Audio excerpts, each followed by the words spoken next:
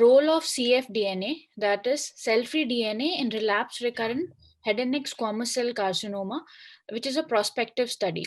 A little bit of background on this. Uh, Head and neck squamous cell carcinoma is sixth most common malignancy in the world. In India, it is definitely the most common cancer, and only 1/3 of the patients present at an early stage, whereas advanced stage they present 2/3 of the patients present in an advanced stage. And the patients, those who undergo curative therapy, at least 50% of them relapse in first 2 years. So, do we have an effective biomarker in HN, the head and neck squamous cell carcinoma? So, this study was an attempt to see if liquid biopsy, predominantly we looked at cfDNA, that is a cell-free DNA, if it has a role in head and neck squamous cell carcinoma. So we know that liquid biopsy is a non-invasive tool. It provides a personalized snapshot. In other malignancies like lung, it has helped in assessing response. Also, the resistance mechanism, the other targets have been seen, early relapse has been seen. So with this background, we have tried to see if it helps in head and neck uh, squamous cell carcinoma too. So we took 35 patients, 63% were buccal mucosa patients, 15% were having base of tongue. The rest of them had lateral border of tongue, with predominantly males 80%, and 90% of them were smokers. So the chemotherapy that we gave here was erlotinib methotrexate after they had taken a standard regimen either in the curative setting or in a relapse setting. That is, platinum they were exposed, and they had relapsed within 6 months of the platinum therapy. So what we took was 2 ml EDTA samples were taken at baseline and after 3 months of chemotherapy. Now this 2 ml was centrifuged at 2000 RPM for 10 minutes, 1 ml plasma extracted, and it was stored at minus 80 degrees Celsius. And the Maxwell kit was used for quantifying the cfDNA levels. The machine that you can see on the right side is the kit that was used, and it used the magnetic beads for isolation of cfDNA. This, if we see here, this is the representation of the cfDNA on the gel electrophoresis, and the extremely white, the pointer where it is there, that shows the cfDNA, and it corresponds to 180 kilobase pairs. So that's how we have isolated them. And it was directly measured in a nanograph measurement. The mean reading at baseline was 8.9 nanogram per microliter of blood. The range that we saw at baseline was 2.6 to 17.3 nanogram per microliter. We had comparable data available for 28 patients because 4 patients had progressed before we could take their samples. 2 patients could not give their samples because of logistic issues during COVID lockdown, and 1 patient had pending response assessment. Now, if we see the graph here, this is 34 patients that were evaluable. As I mentioned, only 28 had comparable readings at baseline and at 3 months. So as you can see here, the green bar is at 3 months. And so I have mentioned here what was the response with each patient.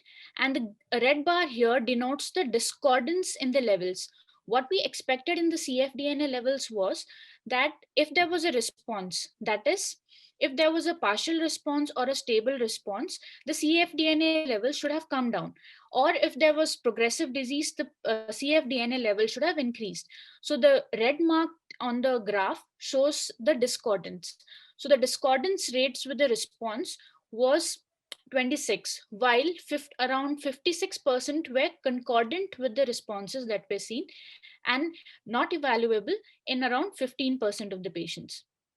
Now we saw if the cfDNA levels correlated with the response.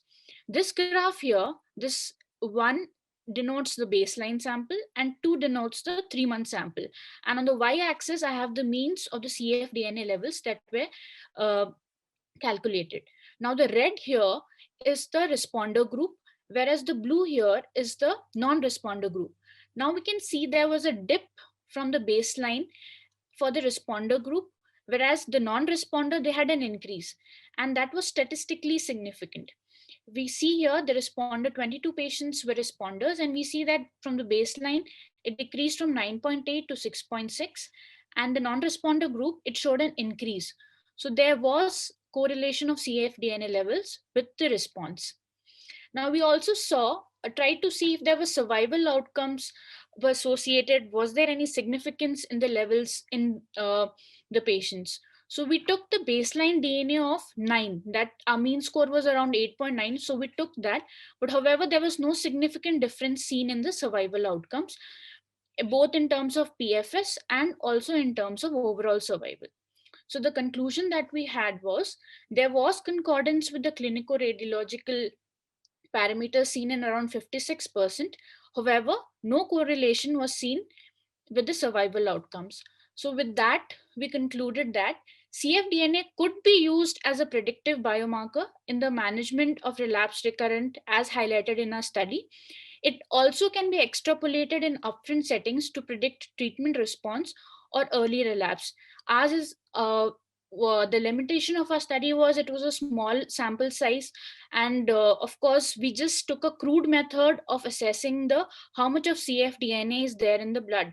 Ideal method would have been to qualify it as to with housekeeping genes such as beta globin p53.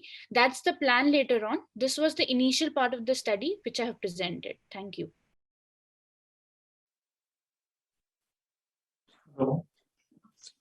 Thank you, Dr. Annie. I'm requesting the judges if they wish to ask a question to the presenter. If there are any questions. Yeah, Dr. Annie, it is a good study. How you want to take it forward further based on your initial impression from this study? How you want to take it further? Yes, sir. So the plan is we're planning to do a ddPCR on this sample baseline, and we'll pick up the P53 and see how much of ctDNA is there actually and assess it with the response. So probably we'll have a better, the discordance rates may come down, and we'll also see a better, probably a survival outcome, because this is just a crude method of just how much of cfDNA. But how much of cfDNA translating into ctDNA is still pending. So that is the next plan. Next project is, sir, to do a ddPCR on this sample. Okay, thank you. Dr. Warrior? So, yeah, I came a bit late and I missed out the initial part of the presentation. Subsequently, I heard looks very attractive and one of the good presentations. So, you power to Shekhar. You can proceed further. Okay. Thank you, Dr. Annie. And Rekha, can you move on to the next presenter? Yes, sir. Our next presenter is Dr. Abhilash Menon. He's DM Resident, Department of Medical Oncology from Regional Cancer Center, Trivandrum. Over to you, Dr. Abhilash.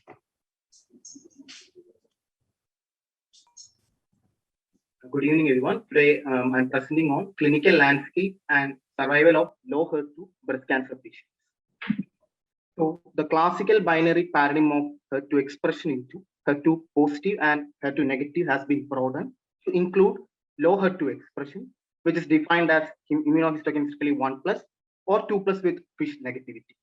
The clinical relevance of this low HER2 expression is increasing, especially because of the potential amplification of HER2 heterogeneity, as well as because of the advent of new antibody drug conjugates like TDXT or trans-2 ducamycin, which has a cleavable linkage, thereby producing a bystander effect.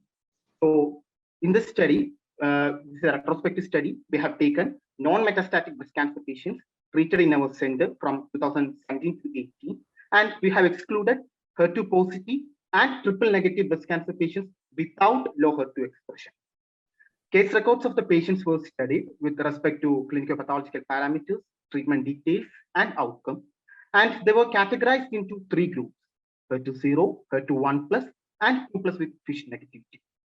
Now, primary objective, it was to find the distribution of low HER2 expression and its association with clinical variables. And secondary objective, it was to compare the 3-year disease-free survival between various HER2 subgroups. So, coming to results, total of 540 patients were studied, out of which 79% belonged to HER2 0 subgroup, 21% belonged to low HER2 subgroup, out of which 17% was HER2 1+, and 4% was HER2 2+ with FISH negativity. Now, compared to other studies, this low HER2 expression, which is seen in our study, is less. In other studies, it was around 40 to 50%. Talking about the clinical pathological parameters, it is described in the table, where we can see that the mean age, stage, histology, and grade, they were equally distributed between the three subgroups. There was no statistical significance. But coming to pathological complete response rate, it was low in the low HER2 subgroup compared to HER2 0 subgroup. And in prospective series, we have seen that HER2 low group actually having higher T stage and a higher N stage, but such a trend was not seen in our study. Coming to the survival, we have seen the 3-year disease-free survival. In the HER2 0 subgroup, it was 91.7%. In the HER2 1+, it was 86.9%, and in the HER2 2+, it was with FISH negativity, it was 79.2%. And the survival curves, as depicted in the Kaplan, we can see that there was the p-value with log rank was 0.063, showing that there is a trend towards worse DFS in the HER2 0 subgroup. Now, our study also has some limitations also because of the retrospective nature of the study, as well as because of the short follow-up, because only 3 years follow-up we have. And to summarize, there was a trend towards worse DFS as well as lower pathological complete response in low HER2 expressing tumors, especially in the subgroup with HER2 2+ and FISH negativity. But we accept that the number of patients in HER2 2+ and FISH negative was only 4%.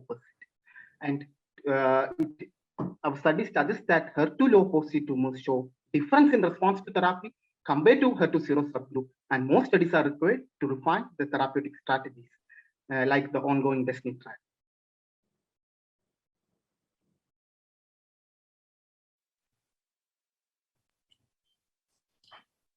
Yeah.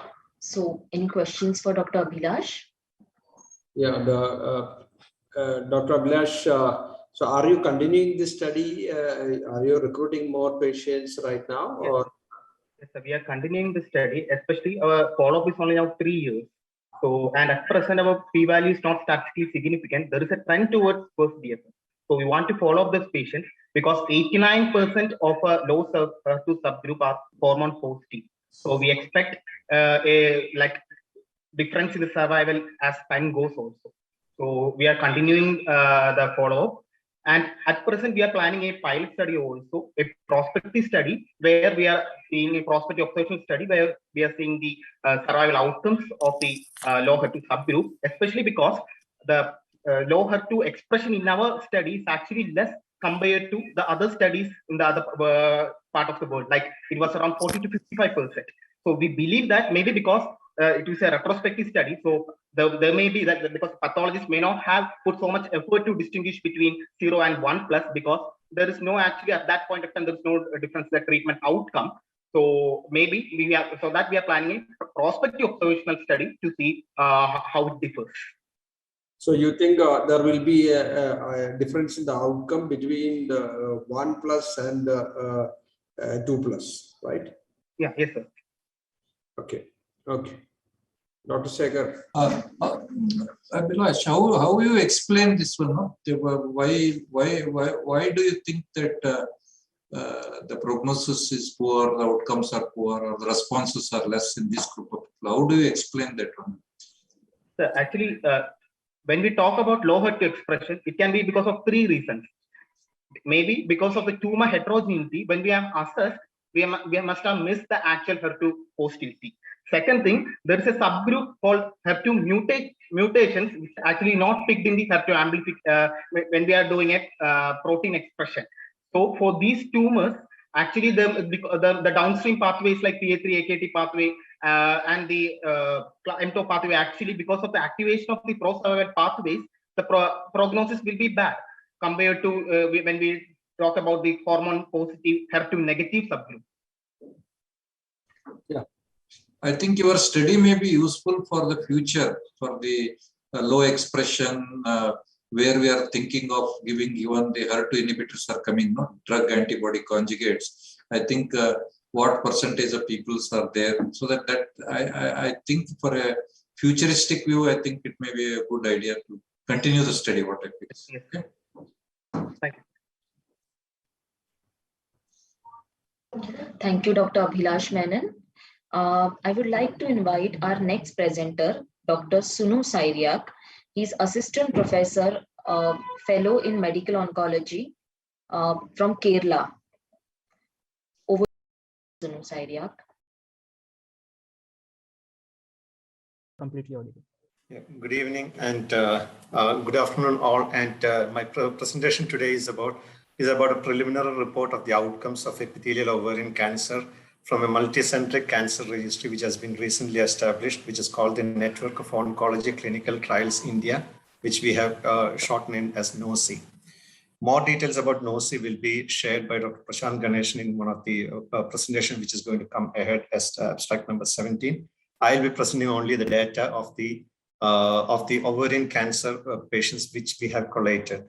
So the NOCI is basically formed between 6 institutions as listed in this chart here, and I'm presenting about the data.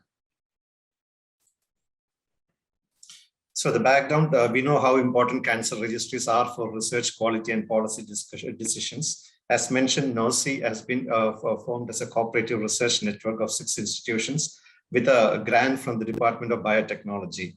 We aim to collect and present detailed data on various cancers and also enable all these 6 centers to conduct clinical trials in most of the fields as possible. So here we are presenting the initial and very preliminary report of epithelial ovarian cancers, which has been which I'm presenting here. So this is the group of investigators, just to show that there is we have got almost investigators from almost all fields related with ovarian cancer, including medical oncology, pathology, radiation oncology, surgical oncology, and also a biostatistician with us. The methods, this is a retrospective collection. The data points to be entered for each cancers were agreed upon by all the investigators sitting together in multiple meetings, and we collected around 80 plus points related to ovarian cancer. Each center were allotted data entry operators and who collected the data with the help of medical doctors, and which was analyzed by the biostatistician of the team. We collected the data from the 1st January 2019 till 31st December 2019, and this was analyzed. Totally ovarian malignancies of all type were, it was around 298 or around 300 ovarian malignancy patients in just 1 year we could collect. And the baseline demographics were evaluable in around 237 patients, and epithelial ovarian cancer diagnosis was present in around 93 of them, that is around 211. Coming to the baseline characteristic, the significant features is that most of the patient, as expected, was around about 30 years, around 97%, and performance status of 1 was present in most of the patients. FIGO stage 3 or above was present in around 77% of the patient, and the commonest histology was serous epithelial tumors, which constituted around 85% of the tumors. Treatment and response assessment, most of the patients received both the modalities of systemic as well as surgery. And surgery, there were upfront surgeries as well as post-neoadjuvant surgeries, which was almost equally distributed between the groups. Intent of the treatment was curative in most, in around 88% of the patients, and response to treatment was assessed, was calculated, and were collected, and most of the around more than 60% of the patient either had around a stable disease, a partial response, or a complete response at the end of all the treatment. Completeness of surgery was documented in around 73% of the patient, and was in 55% of them, it was an optimal debulking. This broadly highlighting the progression-free survival for this group of patients. In 1 year, it was around 71%, and 2 years, it was 49%. Overall survival, 1 year overall survival was around 90%, and 2 year median, 2 year overall survival was around 76%. So this presentation is basically to highlight about the NOCI works, the group that we have formed, and this is one of the first of its kind of an cooperative network of oncology research in India, which is supported by a Government of India grant as well. The preliminary data shows the strength of a multicentric collaboration in research, where an extensive database can be collected in a relatively short period of time. The data is presented to highlight the feasibility of multicentric collaborative research in India. Thank you.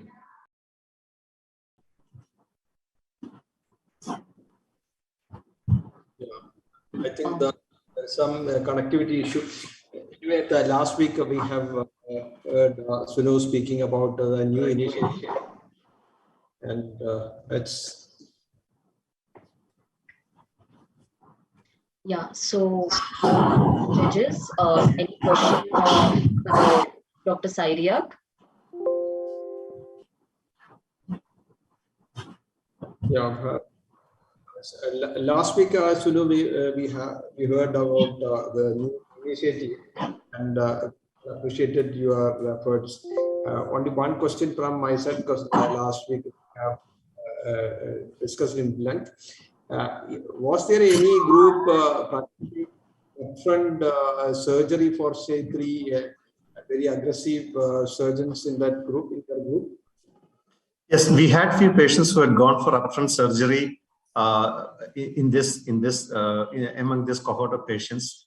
We haven't analyzed what exactly were the reasons why they in an advanced stage of stage 3C or beyond. We haven't analyzed exactly what were the reasons for that. We are currently doing sub-analysis of these data as well as data for other sites also. Like currently what we are doing is now we are looking at the adolescent and young adult patients with ovarian cancer who are less than 40 years of age. So likewise, we are planning to take up each reasons with the data base in hand. We plan to extract specific questions and data related to those questions. Currently, we haven't looked specifically into such question as to what was the reason for the surgery upfront in advanced case. But we have the database from which we can take it out. Told me to speak with compliance advisor. Sir is telling we can't say no to patient. But how can we have loss? Can you give this regime which she has taken earlier, antihypertensive cyclophosphamide regime? Because he's telling anyway the palliative case go and next. So why to lose the patient? If it deny, they go back to VSI, and that mad lady will refer every patient. How can you undergo loss and give improper treatment? I don't know what to decide, but I spoke to some kind of. Okay, let's see. So. Okay. So how many cycles it will be tested? So if you're planning the same way. Tomorrow I'll see and write. Oh, thank you.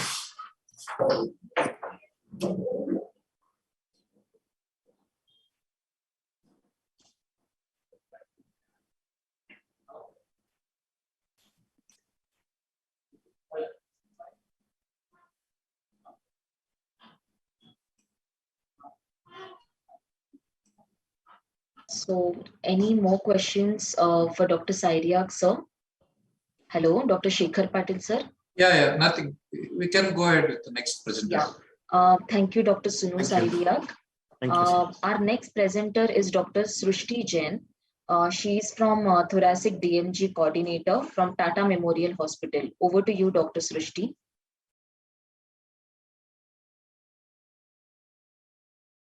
Good afternoon, everyone.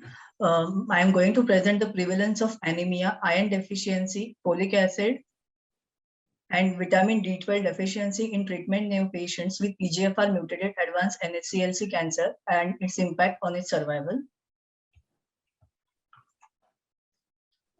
Introduction: anemia is a common hematological abnormality among patients with advanced malignant disease.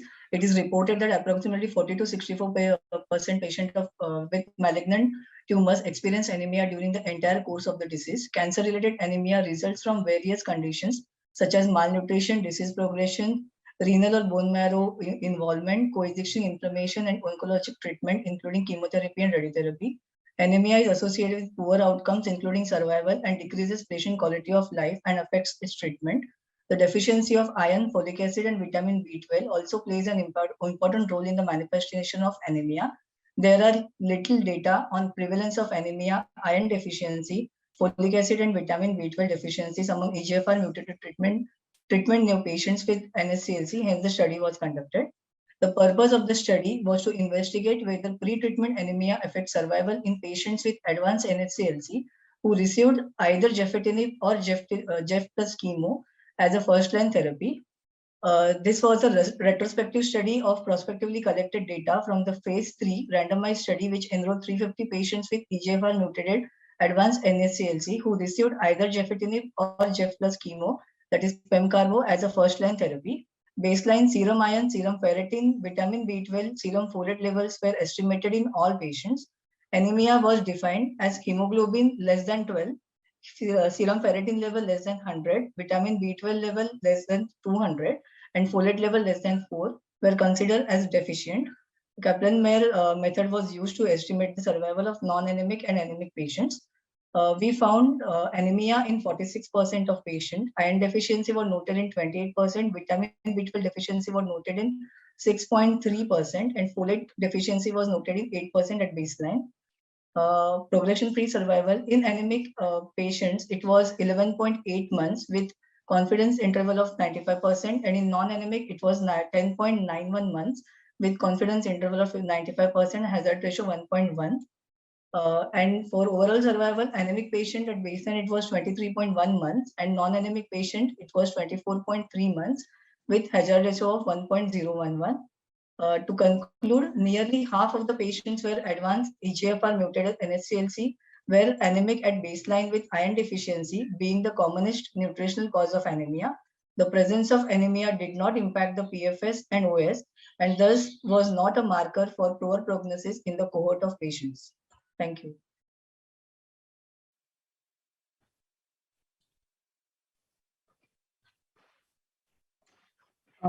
So any question for Dr. Srushti?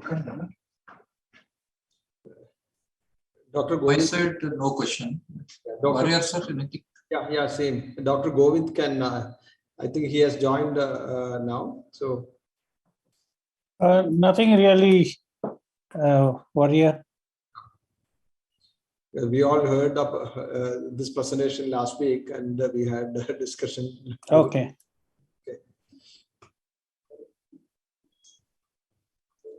Yeah, I think Rekha, we can call the next.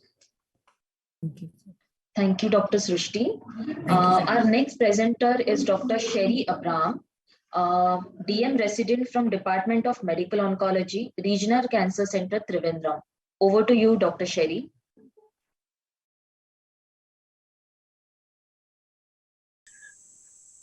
Respected faculty and dear colleagues, I am Dr. Sherry S. Abraham, a final year resident from Regional Cancer Center, Trivandrum. I will be presenting on a study on the pattern and outcome of healthcare-associated infections in patients with acute myeloid leukemia. Coming to a brief background, the Centers for Disease Control has defined hospital-acquired infection as a localized or systemic condition resulting from an adverse reaction to the presence of an infectious agent or its toxin occurring 48 hours after patient admission. Patients with acute myeloid leukemia are at risk for severe and prolonged immunosuppression. Hence, they have increased risk of hospital-acquired infections. My primary objective is to study the clinical and microbiological pattern of healthcare-associated infections among the patients with AML. And my secondary objective is to study the risk factors and outcome. This is a prospective observational study, and patients diagnosed and treated in the Department of Medical Oncology at RCC from February 2020 to December 2028 were assessed, and data regarding demographic details, phase of treatment, chemotherapy regime, presence of indwelling catheter, baseline investigations were noted. And these patients were observed for the occurrence of HAI, and the outcome was assessed. Coming to the results, there were 134 admissions recorded for 76 patients. The study population had 43 females and 33 males. The mean age was 36 years. The average length of hospital stay was 24 days, and 79 of the total 134 admissions had HAIs.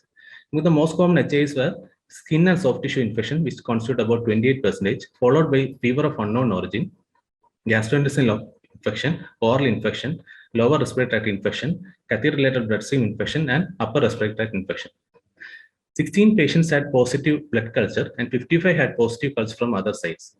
Microbiological profile is shown on the table. Among the most common organism isolated was Klebsiella from both blood and other sites. From blood, apart from Klebsiella, we had methicillin-resistant coagulase-native Staph aureus, Escherichia coli, and Streptococcus. Among other sites, the other organisms were vancomycin-resistant Enterococci, Pseudomonas, Escherichia coli, Stenotrophomonas multifida, Acinetobacter, and Staphylococcus aureus. 34 patients who received induction chemotherapy had HAI with an odds ratio of 6.1, and 35 patients with thrombocytopenia at admission had HAI with an odds ratio of 2.8. 5 patients had septic shock, 6 had multi-organ dysfunction syndrome and required mechanical ventilation. 71 patients recovered from HAI and 8 patients expired. Obesity, indwelling catheter, anemia, and neutropenia at admission did not have any significant association with HAI. To conclude, skin and soft tissue infections, fever of unknown origin, GI infections, and oral infections are the most common HAIs in AML patients. Microbiological profile comprises predominantly of gram-negative organisms. Phase of chemotherapy and thrombocytopenia are important risk factors for the development of HAI. Thank you.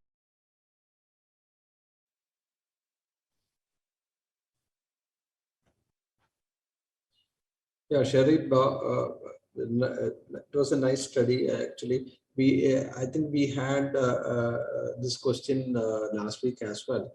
It's about how would you identify a particular infection as hospital acquired? Is it only because the patient is in the hospital for some time, like what you have said earlier, or any other criteria by which you can pinpoint that a particular infection is really hospital acquired? Primary criteria was fever after 48 hours of admission. That's the primary criteria. That is saw from different studies. And then apart from that, correlated with the radiological, clinical, and lab parameters to conclude at an diagnosis. Yeah, that's good. Probably is relevant for a general category patients like whoever is admitted in the general medicine ward. But let me ask you one. Let me discuss one scenario like acute leukemia patient admitted. At the time of admission, the patient is febrile, but after the induction, say for example 7 days of induction, and then subsequently neutropenia, and then patient is going to develop infection. Fever. So will you call it as hospital acquired infection in that particular patient? This is what the dilemma for all of us. So, yeah. Can you be? Dr. Sherry, you're not audible. Am I audible now? Yeah. Yeah. Let's say after admission, through the neutropenia phase, I have not accounted for the neutropenia. Like I have documented the baseline characteristics, baseline lab parameters. So while the patient goes on to the phase of neutropenia, there can be other infections also.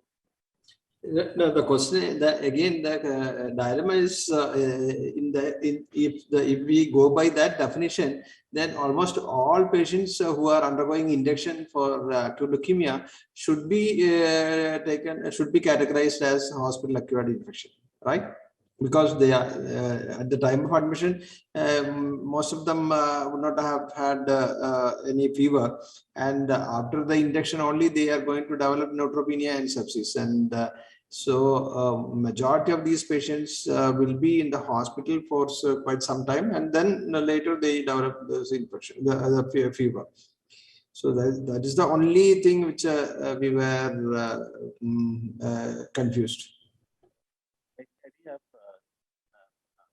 For a day like this, but I have seen various definitions in various other studies defining like catheter associated blood infection, UTI, like that. But in my study, I've done like this. Shekhar and Govind. Yeah, that is okay. I think we'll go into the next. Yeah, Narayan, could I agree with that question that you have raised? So I think it is a matter of convenience that you define something and follow it up. Yeah, but it's a valid point that all your induction AMLs will be hospital acquired infections by this definition. Rekha, you can. Yeah. Thank you, Dr. Sherry. Hello. Yes, sir. Yeah, I agree that basically because he has gone based on some definitions which has been formulated, that is a 48-hour inpatient is what is the definition according to various studies done. He has gone on that one. Is that so, Dr. Sherry?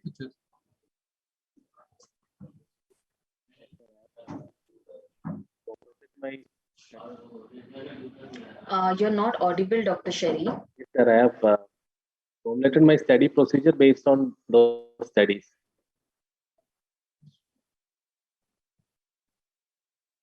Okay.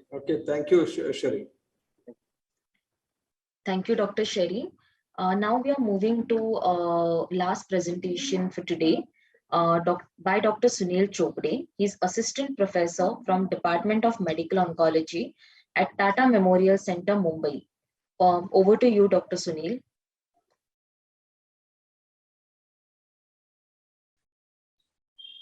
An abstract patient expectations from therapy and disclosure of diagnosis or prognosis in older adults with cancer, a retrospective cohort study. I will be presenting on behalf of Dr. Vanitha Narona, professor from Department of Medical Oncology, Tata Memorial Hospital, Mumbai. So, background and objectives. So, shared decision making in oncology requires a clear understanding of patient's goal from cancer-directed therapy. Additionally, in India, we know the family is very involved in the care of the patient and sometimes does not permit discussion of the diagnosis and prognosis directly with the patient. So we aim to understand whether the older patients with cancer wish to know their details of their diagnosis and prognosis. And we also aim to understand the patient's goal from the cancer-directed therapy. Materials and methods. So it was an observational retrospective study between 2018 and 2021 in the Geriatric Oncology Clinic at Tata Memorial Hospital, Mumbai, India. Patients with age more than 60 years and with solid malignancies were included in the study. As a part of standard evaluation in the Geriatric Oncology Clinic, we asked each patient regarding their treatment goals and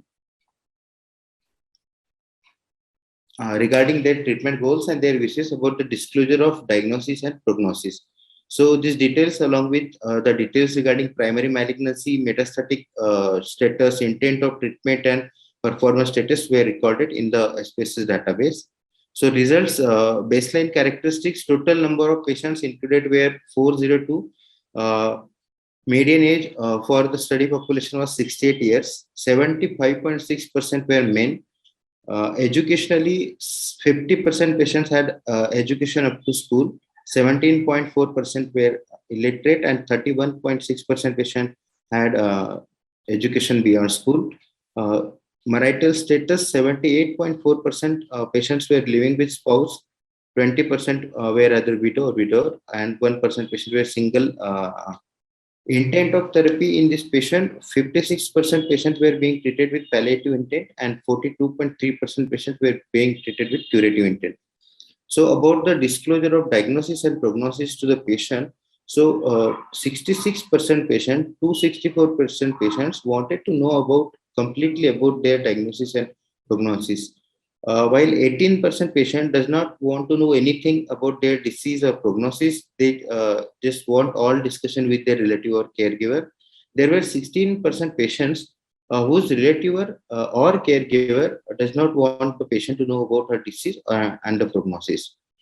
About the patient's goal of therapy, while asked in curative setting, 61% patient were desirous of complete cure, 19% patient were desiring improved quality of life, 11% wanted symptom relief, and 9% patient wanted prolongation of survival. Same in the palliative setting, we observed that 63% patient were desiring for improved quality of life, 23% patient wanted immediate symptom relief, while 14% patients wanted a prolongation of survival. So conclusion, if we see over 2/3 of the Indian patients with cancer desire information about their diagnosis and prognosis. In the palliative setting, almost 9 out of 10 patients value their quality of life or symptom relief over the prolongation of survival. In the curative setting, 2/3 patients are willing to accept the toxicity for the chance of cure, while 1/3 patients still value improved quality of life and symptom relief. So recognizing the values of the patients and caregiver is important, especially when planning toxic therapies, and should be kept in mind when designing clinical trials in such cohort of patients.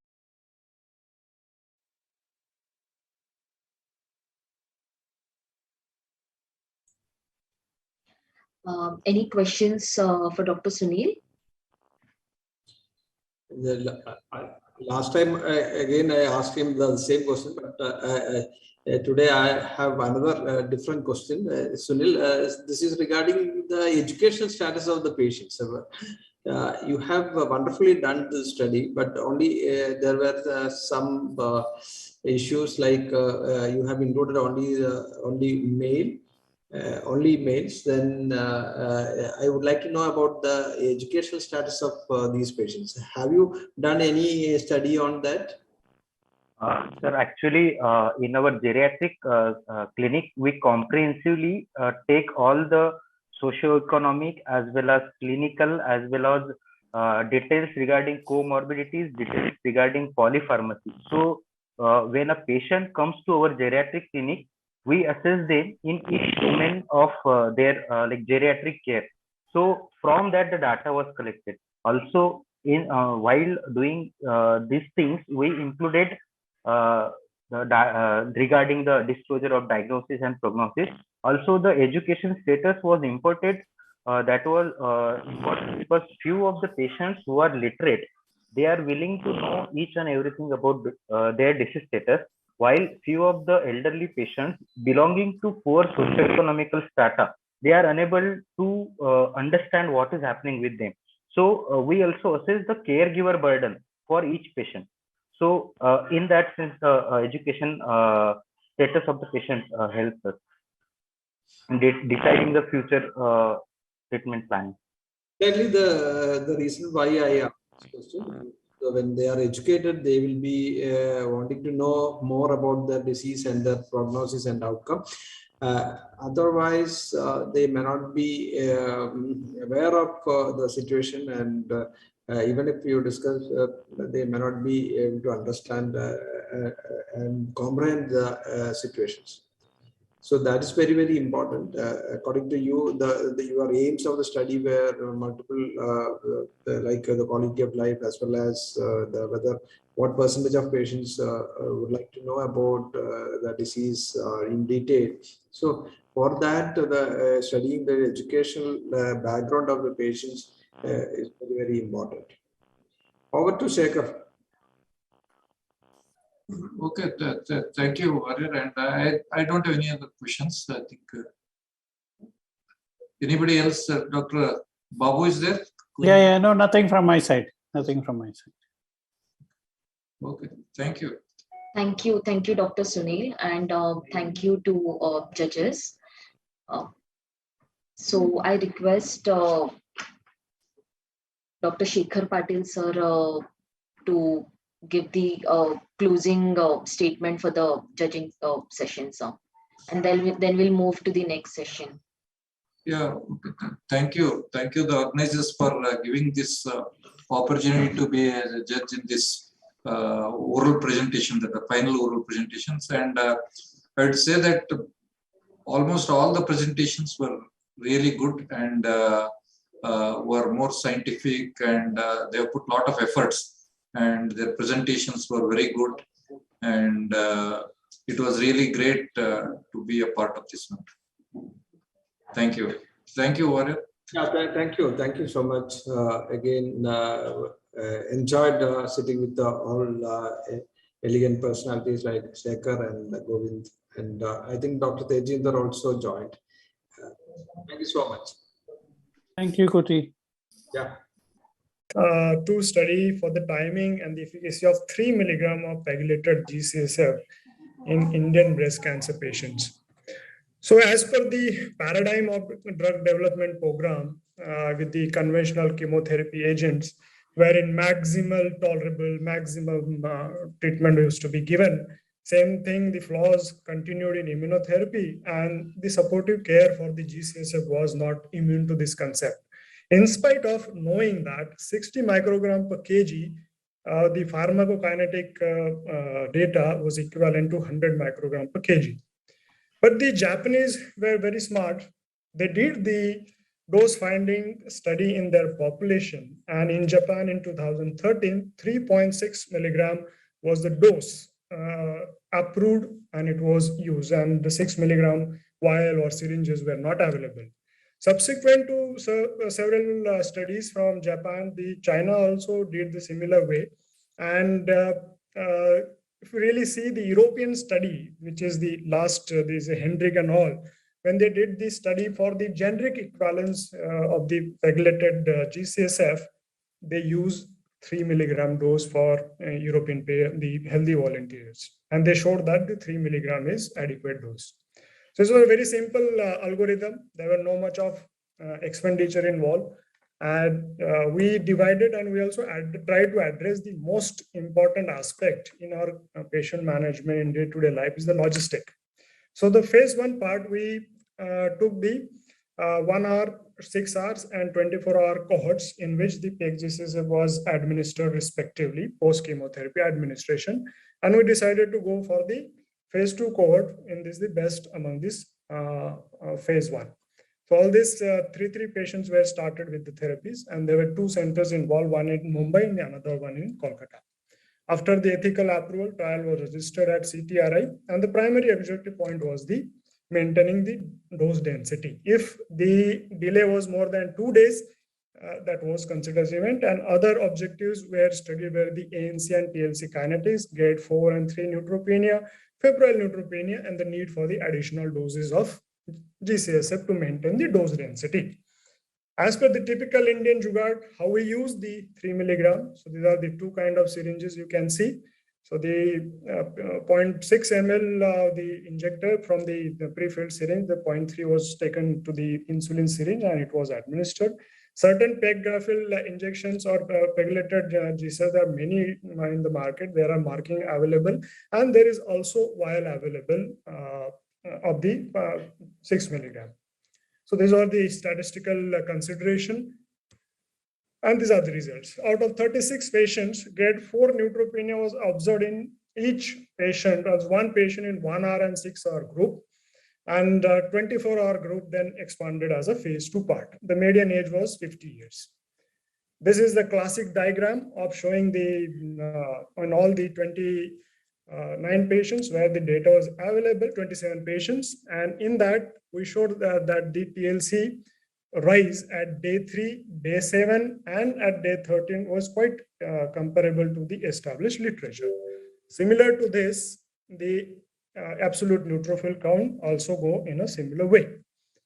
This is the box plot. For the first time, though there are many studies in the past, we also did this these kinetics analysis for the cycle 2, 3, and 4. In just Chris here, this is what we want to know about what has exactly happened to the ANC. This is the percentile distribution chart.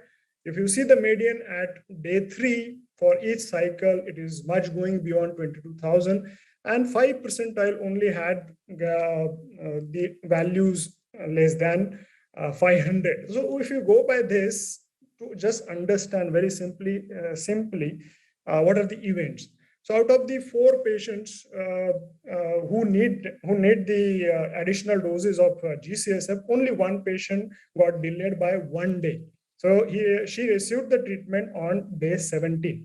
So that was an event. But otherwise, there were no incidents of febrile neutropenia. Grade 4 neutropenia, I would say it is, as per the published literature, a bit on a higher side, that is 13%. But the primary objective of our study was met, that is 97% of the patient could complete the assigned treatment. And surprise to us, there were no patient-reported toxicities like grade 3 and grade 4 bone pain myalgias. So we have the similar studies in the past from China and Japan, which are shown the similar results.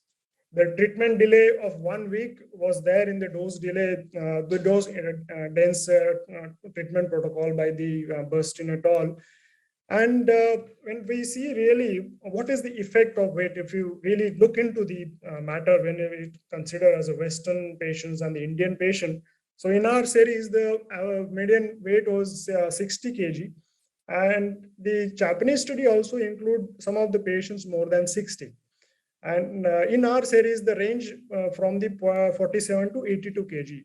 And the distribution with the event, 2 patients were less than 60, 2 patients were more than 60. So it doesn't look like, though it's a small number, to comment here whether weight has influence on the dosing of the GCSF. Already discussed about grade 4 neutropenia. And there's no much of talk about in the literature about the remarkable high response. There are certain patients who have really big response or a large response to the TLC, even with the 3 milligram. Sometimes the TLC goes beyond 35,000 or 50,000, like 6 milligram. Such patients really need to address this matter differently. So to conclude here, dose density of AC and EC breast cancer protocol is maintained with pegylated GCSF 3 milligram. Post 24-hour timing, post chemotherapy, 24 remains the standard, and certainly phase 3 milligram of 6 versus 3 is warranted.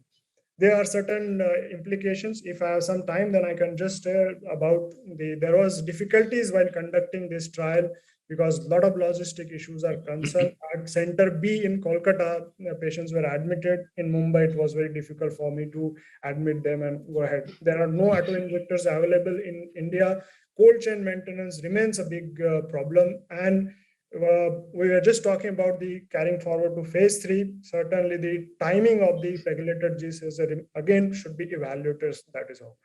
I have to thank my late Professor G.S. Bhattacharya sir, who first introduced this subject to me in 2018.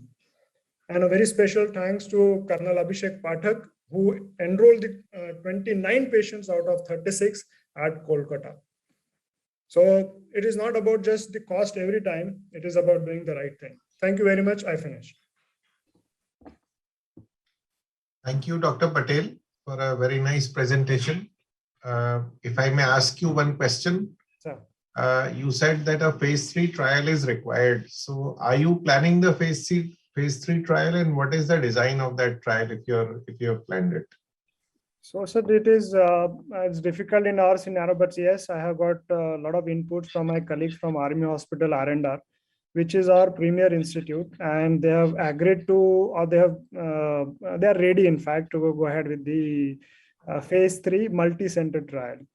So we have 5 institutes in Army, and if it is the other centers from civil, if they also come in play and finish the trial in time, we'll be very happy to invite the other centers, reputed centers, to come and join with this for this. And the other thing which I am trying actually for the 3 milligram or 3.6 milligram injectors. So I have started some discussion with some of the companies, but let's see what support I am going to get for this. So what is the sample size of the phase 3 study? And sample size with the, again, 3% margin if you are taking, it's coming at around 124. That's what I have calculated in each arm. So 124, if it is easily doable in 1 year time, that's what I am.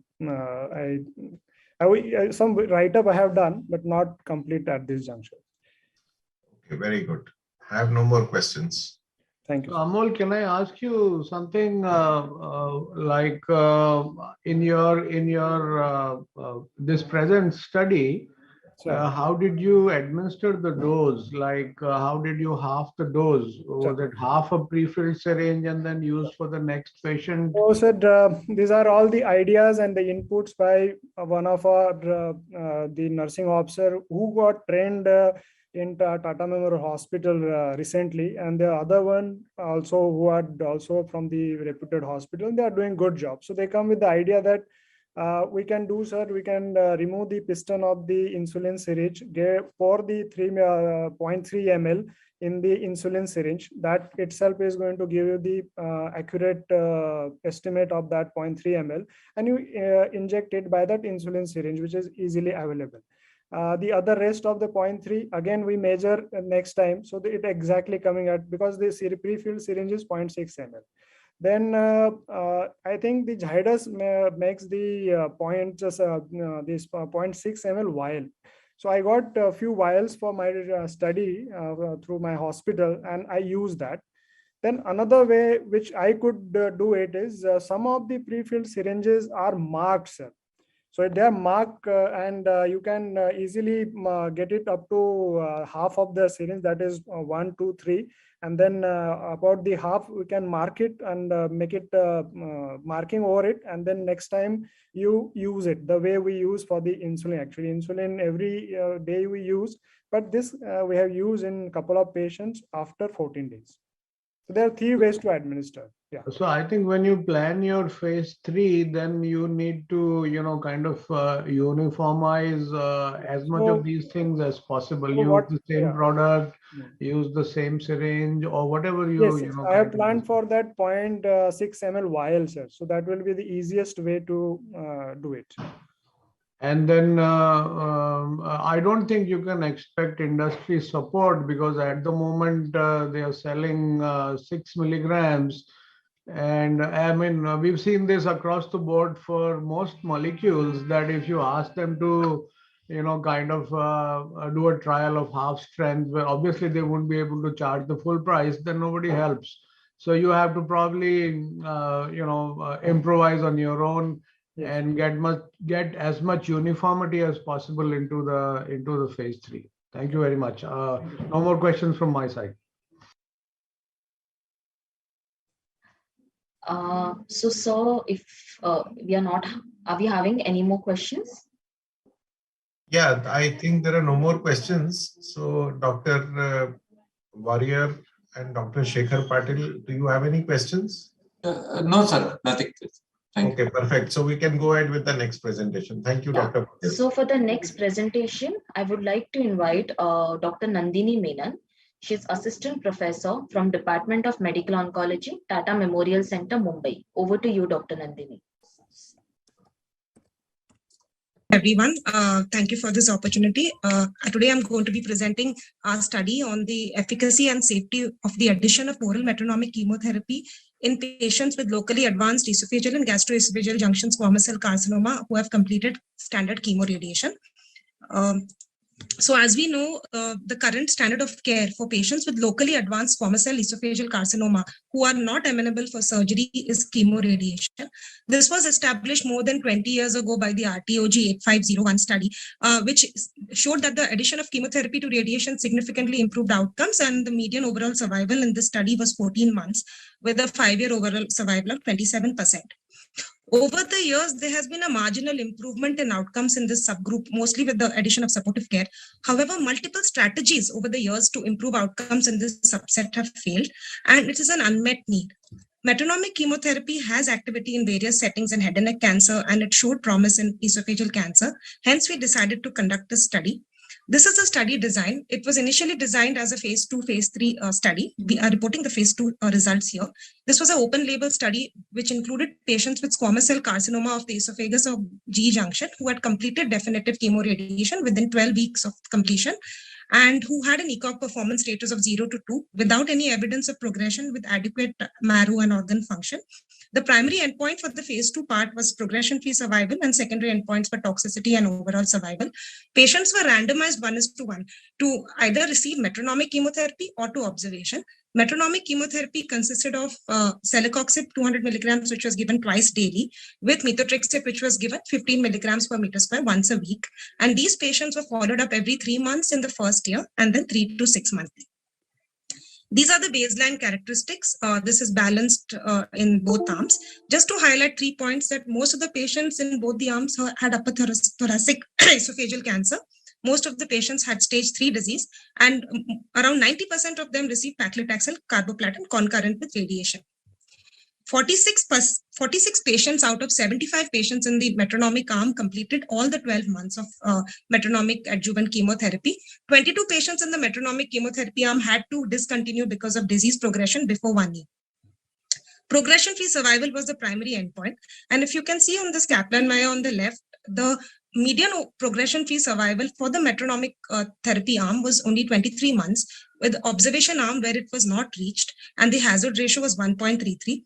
The blue line is the observation arm, the red line is the metronomic chemotherapy arm. And then, as you can see, at both 1 year and 2 years, the survival in the observation arm was significantly better than the metronomic chemotherapy arm. According to the statistical plan, the study would not move forward if the p-value crossed 0.2, and this did not meet its endpoint because here the p-value was 0.22.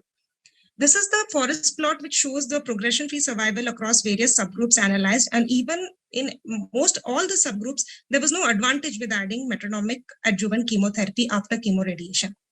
Secondary endpoints were toxicity and overall survival. The Kaplan-Meier on the right shows overall survival. Similarly, just like progression-free survival here, the observation arm did better than those who received metronomic chemotherapy, with the median overall survival of 36 months in the observation arm versus not reached in the 36 months in the metronomic arm, and it was not reached in the observation arm. There was a significant difference in the 2-year overall survival. In the observation arm, 75% of the patients were alive, whereas it was only 54% in the metronomic chemotherapy arm. And out of the 56 deaths in both the arms, there were 34 in the metronomic arm and 22 in the observation arm, and 46 out of the 56 deaths in both arms are related to disease progression. Toxicity was not significant in the metronomic chemotherapy arm. It was the incidence of grade 1 and 2 were low, as well as there was no difference in grade 3 or 4 adverse events in both the arms. To conclude, metronomic chemotherapy did not delay relapse or improve survival in patients with esophageal squamous cell carcinoma after chemoradiation. There are some reasons which we thought would have impacted the results of our study. One was patient selection, whether we selected an appropriate cohort of patients, because we selected patients who had not progressed after 3 months, which could mean they were a very good subset with a good disease biology and may not have benefited from this therapy. Our timing was empirical. We started around median time to start the metronomic therapy was 11 weeks after radiation. Whether this was an appropriate timing or whether it should have started earlier is a question. The choice of the drugs was largely empirical based on our experience in head and neck cancers. We did not have any biomarker directed therapy.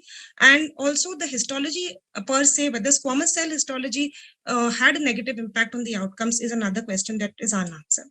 Our study had some limitations. It was a single center study.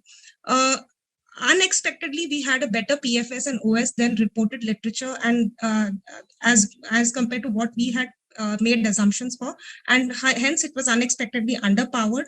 The choice, as I already mentioned, the drugs was empirical, and we did not do biomarker studies. To conclude, adjuvant metronomic therapy with methotrexate and celecoxib did not prolong time to disease recurrence or death in esophageal squamous cell carcinoma after radical chemoradiation. Thank you.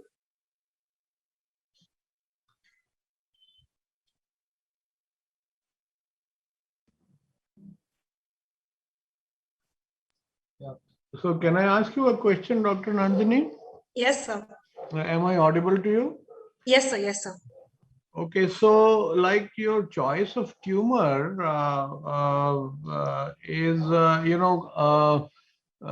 is a little strange for me in the sense that these patients have a lot of dysphagia post CTRT, a lot of mucositis post CTRT, and in the adjuvant setting, you're asking them to take some oral medications. Why did you choose this particular tumor?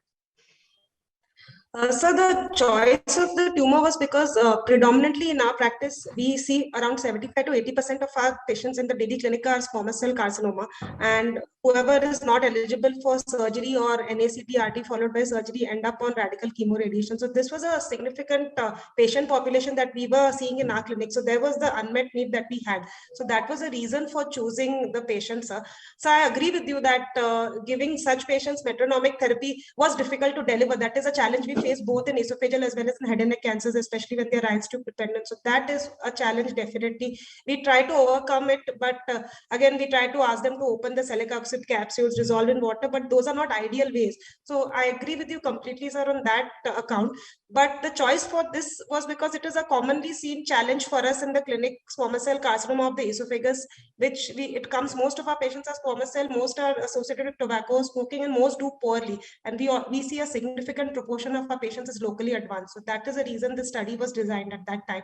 And we didn't have any data on immunotherapy, sir, at that time. So that concept of immunotherapy in the adjuvant setting was evolving, and there was no evidence when this study was designed some years back. So that is why metronomic chemotherapy was taken as a choice of adjuvant therapy.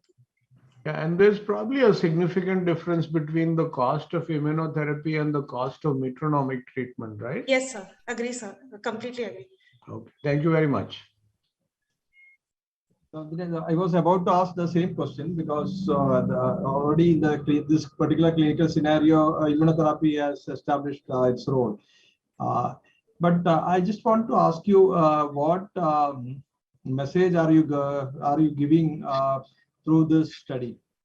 So the message was through the study that one is in our Indian setting, though in the West, the trend, the epidemiology is changing towards adenocarcinoma. We still face this problem of squamous cell carcinoma esophagus, and who do quite poorly compared to the advances in other diseases. So the message is that we need to develop something that is improves outcomes and also is cost effective in our setting.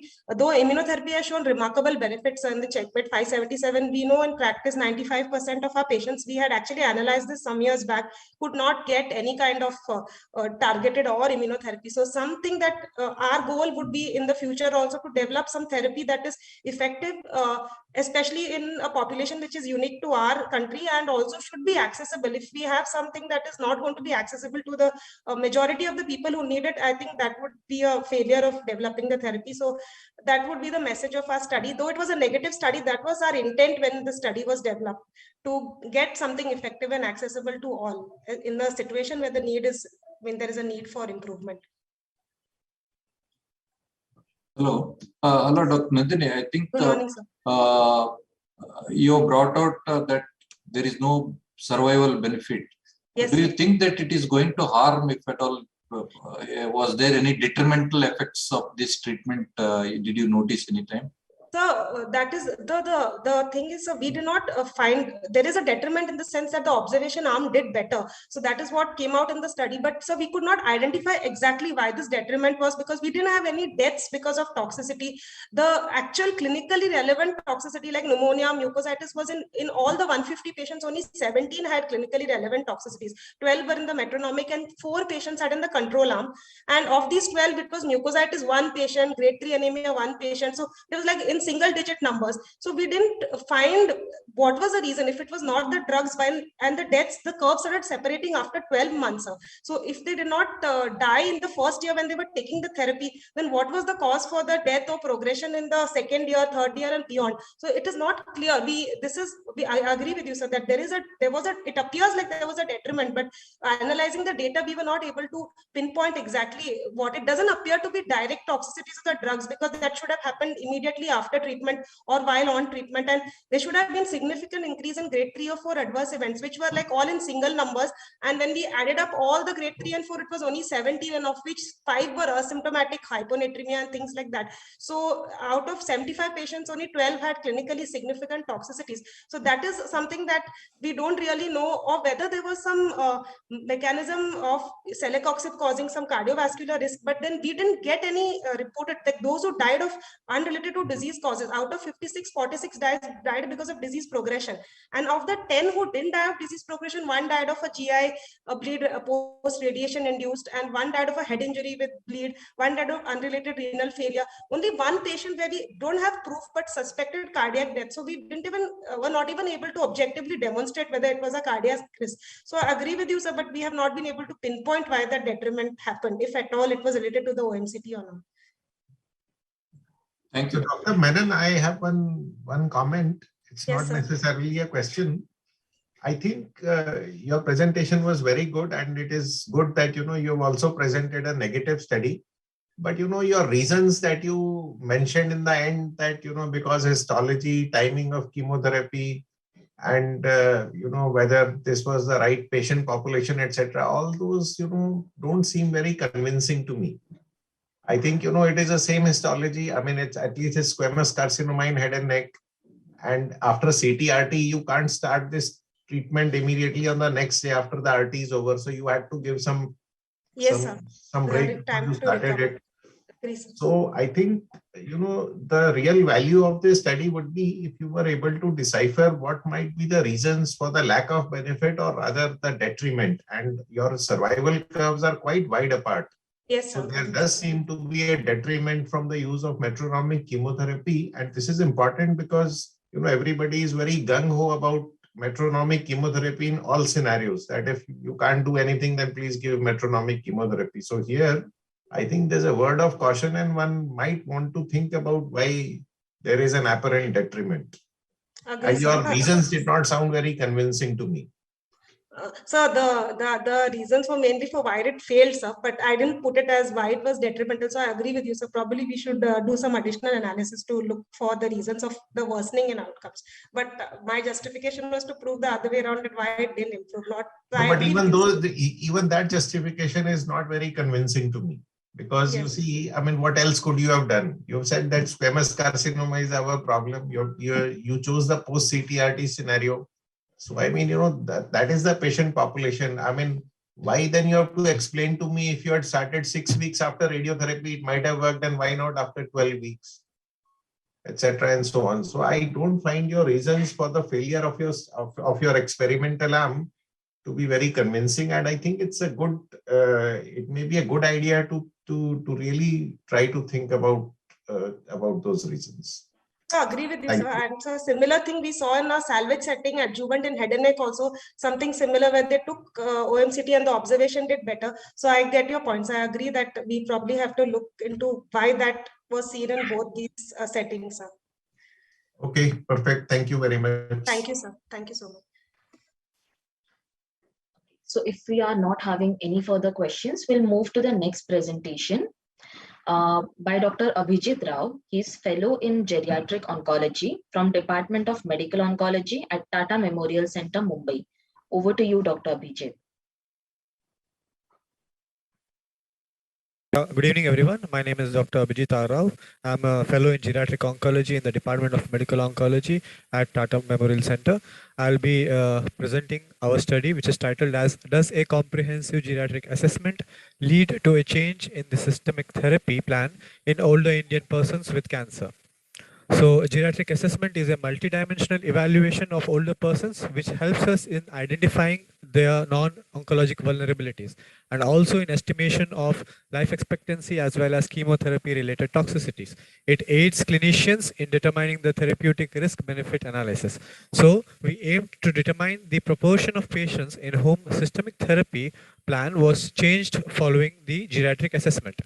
It was an observational study conducted among patients aged 60 years and above who were evaluated in the Geriatric Oncology Clinic, and between June 2018 to March 2021, the electronic medical records were checked to find out what the treatment plan was prior to the referral to Geriatric Oncology Clinic, and the same were also checked to find the actual treatment given to the patients after the geriatric assessment. Out of the 645 patients who were evaluated during the study period, 81 were excluded as either they did not have an initial plan or defaulted after geriatric assessment, or they received treatment outside. And a total of 564 patients were finally analyzed.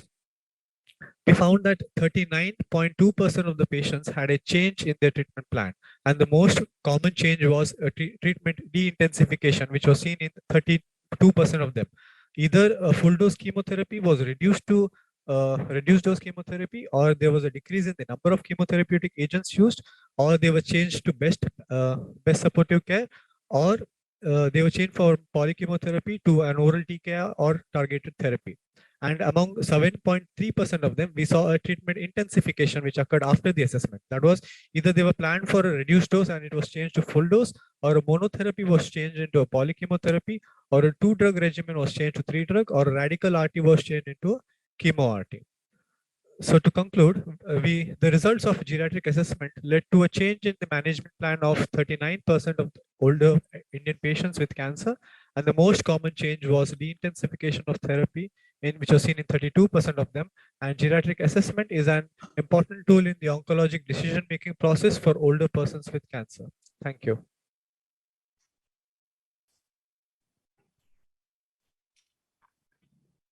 Thank you, Dr. Abhijit. Can I ask you a question?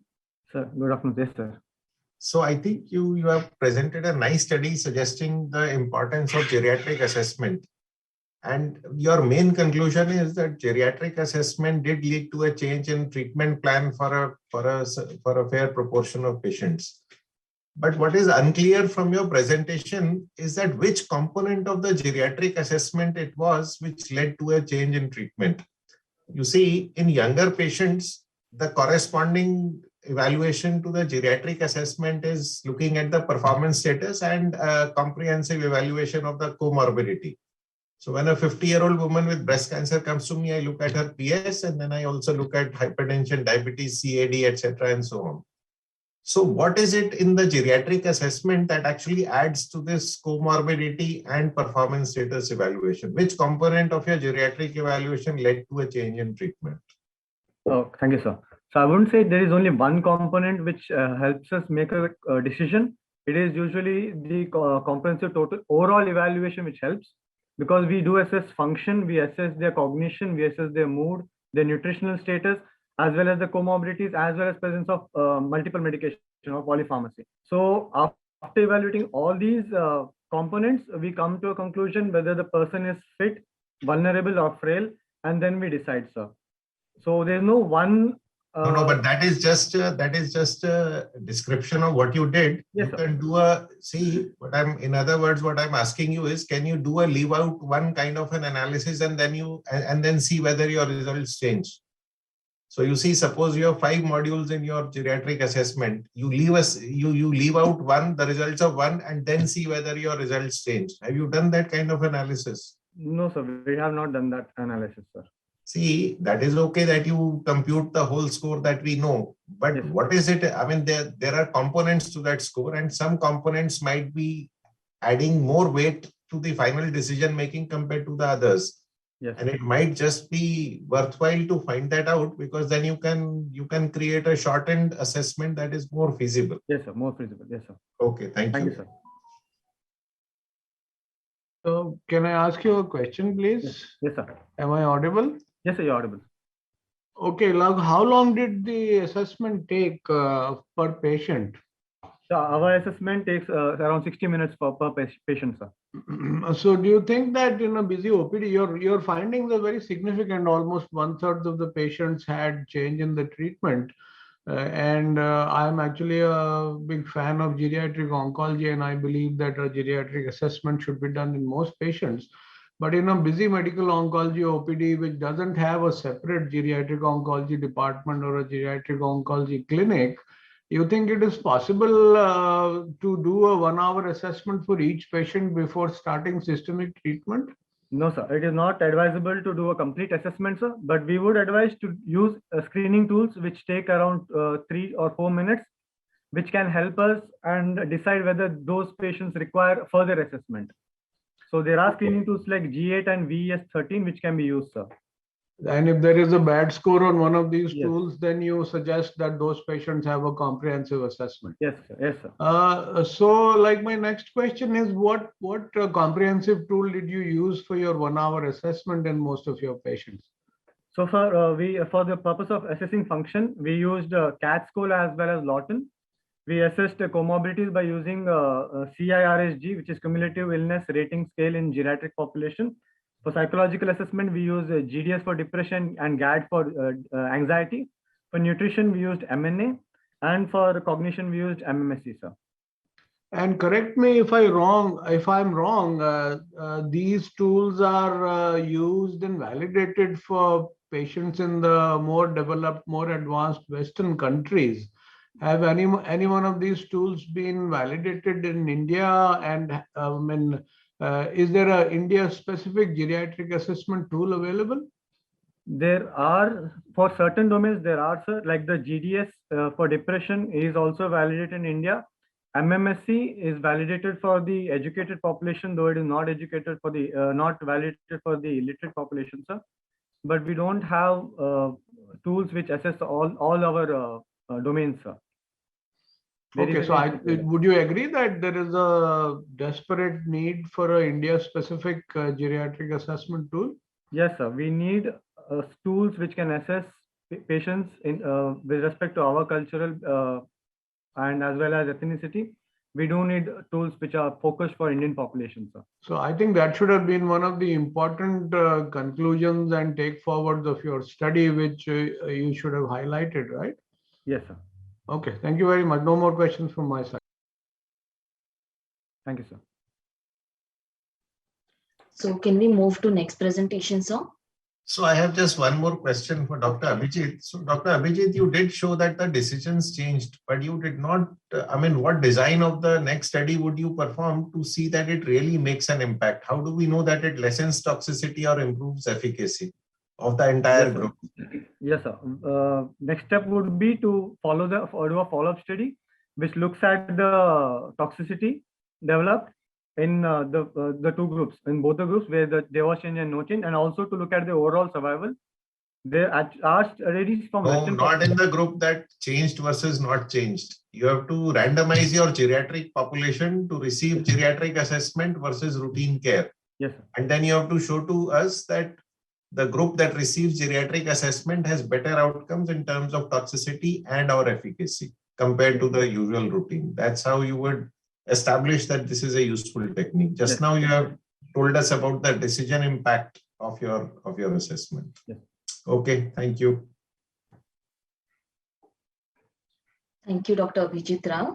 Our next presenter is Dr. Arnav Tungaonkar. He's Senior Resident, Department of Medical Oncology from Tata Memorial Center, Mumbai. Over to you, Dr. Arnav. Phase 1 study of repurposing mebendazole in recurrent high-grade glioma. So as we know, the outcomes in recurrent high-grade gliomas are dismal, with a 5-year survival of less than 10%. Mebendazole has shown activity in vitro and in vivo in mouse glioma models, as well as in temozolomide-resistant cell lines, extending the mean survival by up to 63%. It acts by reducing tubulin polymerization and disrupting the microtubule formulation. It also acts by inhibition of VEGF, HIF1 alpha, and BCL2. It penetrates the blood-brain barrier well due to its lipophilic nature. So this is a novel therapeutic option in the recurrent glioma, repurposing mebendazole. This was a multi-arm open-label phase 1 going to phase 2 trial, with phase 1 just concluded. The primary endpoint of phase 1 was to identify the maximum tolerated dose of mebendazole in each combination. So eligible patients with recurrent glioblastoma who were considered for re-radiation were included in the temozolomide and radiotherapy arm. Those not eligible for radiation were randomized 1:1 in the CCNU arm and the temozolomide arm, with mebendazole added to each of these arms. The dose level for mebendazole ranged from level 0, that was 100 milligrams per oral 3 times a day, to level 4, which was 1600 milligrams per oral 3 times a day. Considering data from preclinical studies, a dosing level 2 and above should produce adequate plasma levels for cytotoxic activity. We used an accelerated titrated design for decision tree. The dose-limiting toxicities considered in the algorithm were neutropenia grade 4 and above, thrombocytopenia grade 4 or above, transaminitis grade 4 or above, or grade 3 transaminitis persisting for more than 1 week as per CTCAE. The maximum tolerated dose considered in each arm was the dose of mebendazole associated with 2 or more dose-limiting toxicities. So a single patient in each arm was recruited at dose level 0. If there was no dose-limiting toxicity, there was intrapatient dose escalation to the next dose level, and so on and so forth. If there was a dose-limiting toxicity, 2 more patients were recruited at the same level. And if there were 2 or more dose-limiting toxicities at a particular dose level, that was considered as the maximum tolerated dose, using a modified Fibonacci design of recruitment. So out of 14 patients screened, 11 were found to be eligible, and the median follow-up was 9.7 months. In the temozolomide and temozolomide radiotherapy arms, there were no dose-limiting toxicities. So for a single patient recruited, there was intrapatient dose escalation up till dose level 4. In the CCNU arm, there were dose-limiting toxicities seen at level 3, and further recruitment was as per the algorithm, with a final recruitment of 9 patients in the CCNU arm. The adverse events observed during the DLT period were most commonly anemia, followed by neutropenia, thrombocytopenia, and febrile neutropenia. Again, there were no dose-limiting toxicities in the temozolomide and temozolomide radiotherapy arms. In the CCNU arm, 2 patients had a dose delay in view of adverse events, that was grade 3 myelosuppression, and 2 required a dose reduction in CCNU as well. A 50% dose reduction in 1 patient and a 75% dose reduction in 1 patient. There was no dose reduction required for mebendazole. So at the end of the study, the maximum tolerated dose of mebendazole was not reached in the temozolomide radiotherapy arms, and was found to be 1600 milligrams 3 times a day per oral in the CCNU arm. In conclusion, mebendazole can be safely used in combination with temozolomide radiotherapy, and with CCNU. The recommended phase 2 dose is 1600 milligrams 3 times a day with temozolomide alone and temozolomide concurrent with RT, and 800 milligrams 3 times a day when given with CCNE.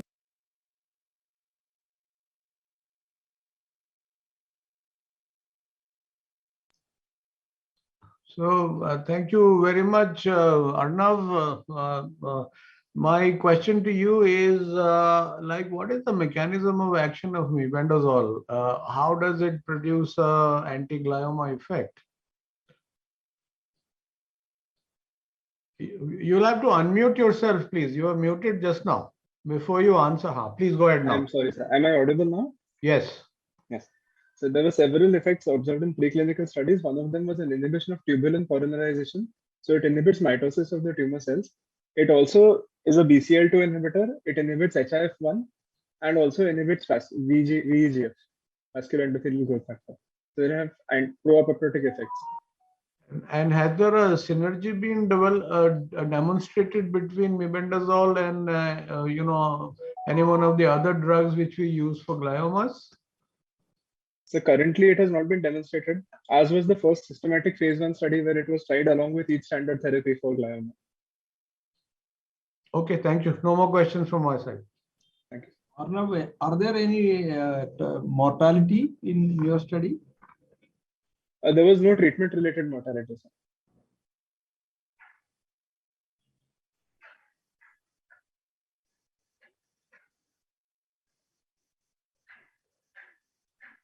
So any more questions for him, sir? Or can we move? I have no questions. Dr. Patil, maybe we can ask Dr. Shekhar Patil. Do you have any questions? I don't think he also has. Okay. Okay. Thank you, Dr. Arnav, for your presentation. Our next presenter is Dr. Hemant Kumar.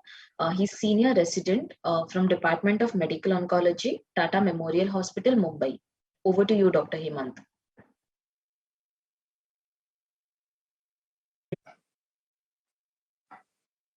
Good afternoon, everyone. Today, my presentation is the phase 1-2 study of palliative triple metonymic chemotherapy in platinum refractory or early failure oral cancer. Coming to introduction, patients with platinum refractory disease and who experience early failure in head and neck cancers have dismal prognosis. Such patients have a median survival of approximately 3 to 5 months. Currently, nivolumab and pembrolizumab are the only treatment options with level 1 evidence in the subset of patients. And these molecules lead to modest improvement in median PFS and OS, approximately 2 months and 7 to 8.4 months respectively. This patient has biologically aggressive disease and seem to develop resistance to treatment early. Metonymic administration of chemotherapy has been proposed to overcome treatment resistance. Metonymic chemotherapy that consists of oral weekly methotrexate and celecoxib has shown promising activity in the first-line setting in head and neck cancers. However, this combination has dismal results in patients who experienced early or platinum-insensitive failures. We hypothesized that the combination of optimal biological dose of methotrexate with celecoxib and addition of erlotinib, this combination would lead to improved outcomes and overcoming the resistance to previous methotrexate. Material and methods: patients with platinum-resistant or early failure squamous cell carcinoma of oral cavity were eligible for this study, and patients were administered erlotinib 150 mg once a day, celecoxib 200 mg twice a day, and methotrexate once a week. The primary endpoint of phase 1 part of the study is to determine the optimal biological dose of methotrexate, and phase 2 part of the study is the 3-month progression-free survival. The optimum biological dose of methotrexate was determined on the basis of clinical benefit rate, which consists of partial response, complete response, or stable disease at 2 months, and the circulating endothelial cell level at day 8, using a de-escalation model. Phase 2 consisted of an expansion cohort of 76 patients. Coming to the results, 15 patients were recruited in phase 1, and 9 mg per meter square of methotrexate was identified as the optimum biological dose. A total of 91 patients were recruited, and a median follow-up was 6.8 months, ranging from 0 to 16.8 months. And the median PFS was 4.6 months. 3 and 6 month PFS rates were 71% and 34% respectively. And the median OS was 7.17 months.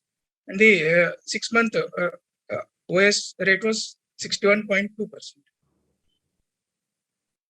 So the overall best response rate was 42.9%.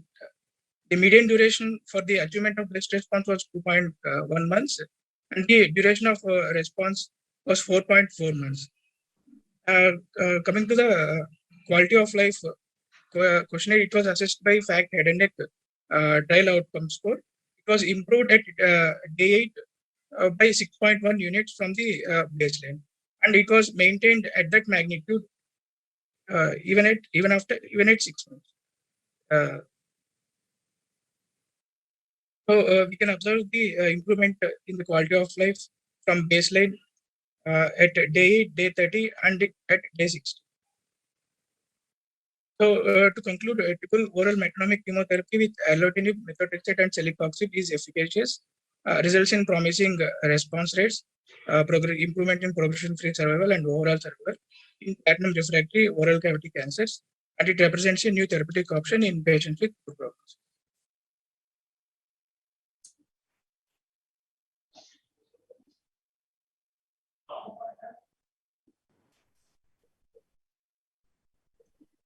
I have no questions. Dr. Warrior and Dr. Patel. Yeah, again, Hemant, what are the main toxicities you have experienced? Sir, most common toxicity is the fatigue and rash that was observed in around 80% of the patients, but that was only grade 1, 2, sir. Only 2% of the patient experienced grade 3, 4 toxicity. And mucositis is seen around 60% in around 60% of the patients. But that was also nephrotoxicities? No, sir, nephrotoxicity. So, if you use erlotinib, we use in the lung cancer 150 milligram, we see a lot of toxicities, particularly the skin toxicities are too much, grade 3 diarrheas and all those things. But how come in this study they didn't find much of grade 3 toxicity even when they are using 3 drug combination? That is what my concern is. Yes, sir. Grade 3 toxicity is observed in only 2% of the patients, sir. Around 60% of the patients experience grade 2, grade 1, 2 diarrhea. And the rash is seen in around 80% of the patients. A couple of questions from my side, Dr. Hemant. The treatment was continued for how long? So treatment was continued until disease progression. And any dose reductions, dose interruptions, and which of the 3 drugs did you reduce first and by how much percentage? Was all that laid down in the protocol? In phase 2, that was not studied, sir. Okay, thank you very much. So can we move to the last study? Yeah, please. So our next presenter is Dr. Rajeshri Ashwath. She is DNB Senior Resident from Department of Medical Oncology, Manipal Hospital, Bangalore. Over to you, Dr. Rajeshri. Good afternoon, everyone. I'm Dr. Rajeshri. I'm a third-year resident in medical oncology from Manipal Hospital, Bengaluru. So I'm presenting a paper on liquid biopsy-based NGS, a definite add-on tool in the management of metastatic adenocarcinoma lung. So this is a single-center experience. So testing for molecular alterations is essential in the management of non-small cell lung cancer. So common methods of testing are single-gene testing on tissue for EGFR by PCR, ALK by IHC, and ROS1 by FISH-based methods. So at the present time, tissue-based NGS, that is next-generation sequencing, has been widely used for the detection of aberration of genes, such as above mentioned, along with BRAF, NTRK, ERB2, RET, and MET. So even though tissue-based NGS testing is considered standard, blood or liquid-based NGS testing is becoming valuable, especially when there is lack of tissue for testing. So with this background, the aim of our study was to test the added benefit by doing blood-based NGS testing over conventional testing methods. So this is a retrospective study of 182 patients, with majority of 134 were men with a metastatic lung cancer diagnosed from Jan 2019 to November 2021 at our hospital, with the median age of diagnosis being 65 years. So all radiologically proven or suggestive lung cancer patients underwent a standard biopsy, out of which all adenocarcinoma tissue samples were tested by conventional hotspot method as previously described. And the patients who had wild type on conventional testing underwent liquid biopsy by NGS testing. So coming to the results, the majority of out of 182 patients, 147 patients had adenocarcinoma. So if you can follow the arrow, so out of these 147 patients who underwent conventional hotspot testing, we detected 50 genetic alterations on tissue-based. So majority were 30% were EGFR, 4 were ALK, and ROS were 2 patients. So this was almost matching with the historic data. So 97 patients had wild type mutations. So we further analyzed these 97 patients, that is almost about 65 patients on liquid NGS based testing. So out of this 97 patients, only 67 patients underwent further liquid NGS testing and 30 patients did not undergo any testing because of logistic issues. So we finally analyzed the 67 patients for liquid NGS testing, out of which we detected 41 patients with a genetic alteration and 26 patients were tested negative. So out of these 41 patients, we detected genetic alterations, and if you can see here, we detected majority of patients with EGFR, 14 being common mutations, 5 being uncommon, and 2 being EGFR exon 20 insertion. So this is a new talk which is talking this year a lot. But if you can see, these 21 patients, that is EGFR, were also missed on conventional hotspot testing. Along with this EGFR, we also found other mutations like ALK, ROS. We also picked up HER2 amplification, MET amplification, and RET mutations also. So out of this 41 patients, we could treat about 27 patients who had a druggable target mutations with their respective molecular alterations. And 14 patients did not receive any treatment. So coming to the last table, table 3, which says that, so in the total population, the patients who underwent initial conventional tissue-based testing were tested positive for genetic alteration of 50, and the liquid-based NGS testing picked up 41 patients with the genetic alteration, and 56 patients included not detected or not tested. So coming to the conclusion, we now know that NGS testing is important in lung cancer. Liquid biopsy NGS is a convenient way of testing with minimal invasiveness, and it also provides rapid testing, that is a 2-week results. Our study proves that patients should be evaluated for NGS panel with liquid biopsy if conventional testing is negative for molecular alterations, especially when there is lack of tissue. So we detected additional 41, that is 61% molecular alterations in patients by doing liquid NGS testing. And out of these, the added benefit was seen in about 40%, that is 27 patients where druggable targets were utilized.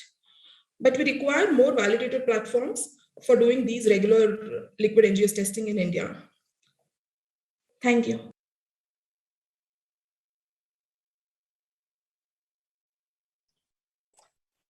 So Dr. Rajshri, maybe I can set the question ball rolling. It's not clear from your presentation whether all patients who had no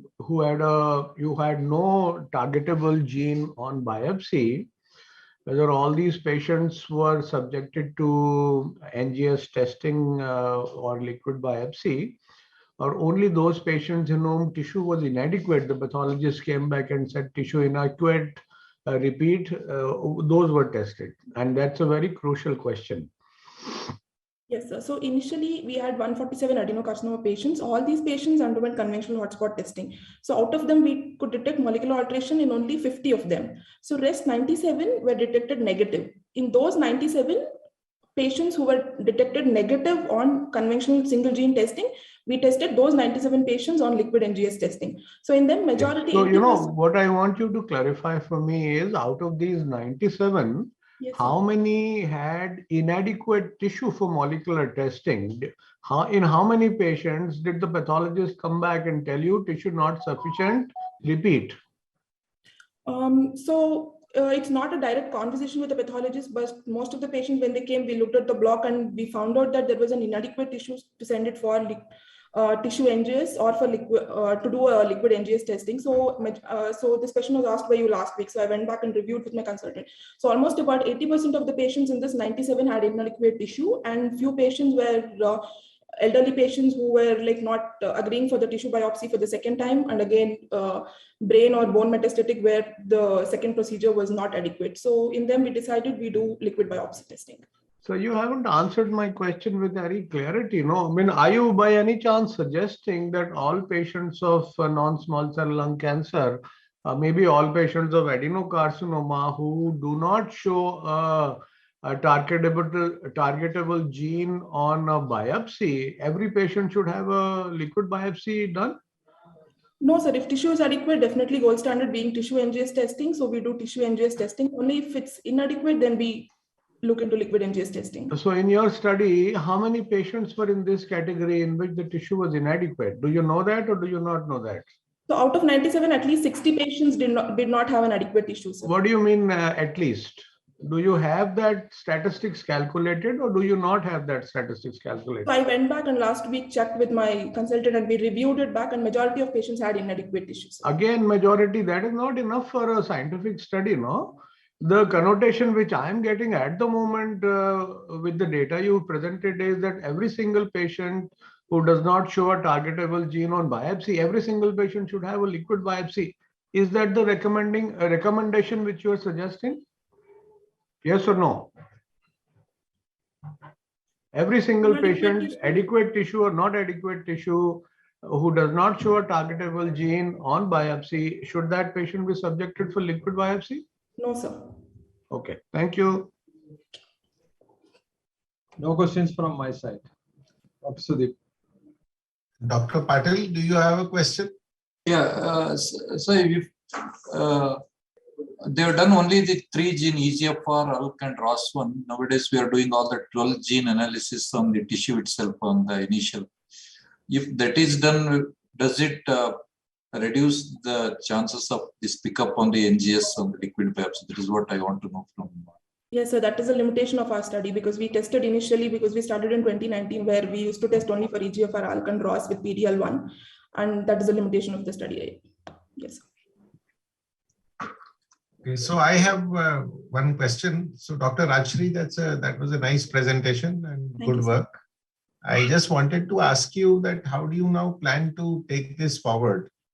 How will you establish the utility of liquid biopsies in routine clinical practice, taking from the data that you already have? So now we have started doing both liquid and tissue NGS based testing, sir. So I would like to compare liquid biopsy NGS versus tissue based NGS, and I would like to compare and see the study. So what results comes out of both of the things. Okay, do you have some sort of an algorithm that you can suggest that patients should first have liquid, and if there is no positive finding, then go for tissue, or first do tissue? So I am a little bit unclear as to what is the place for liquid biopsy here. In which patients should we recommend it?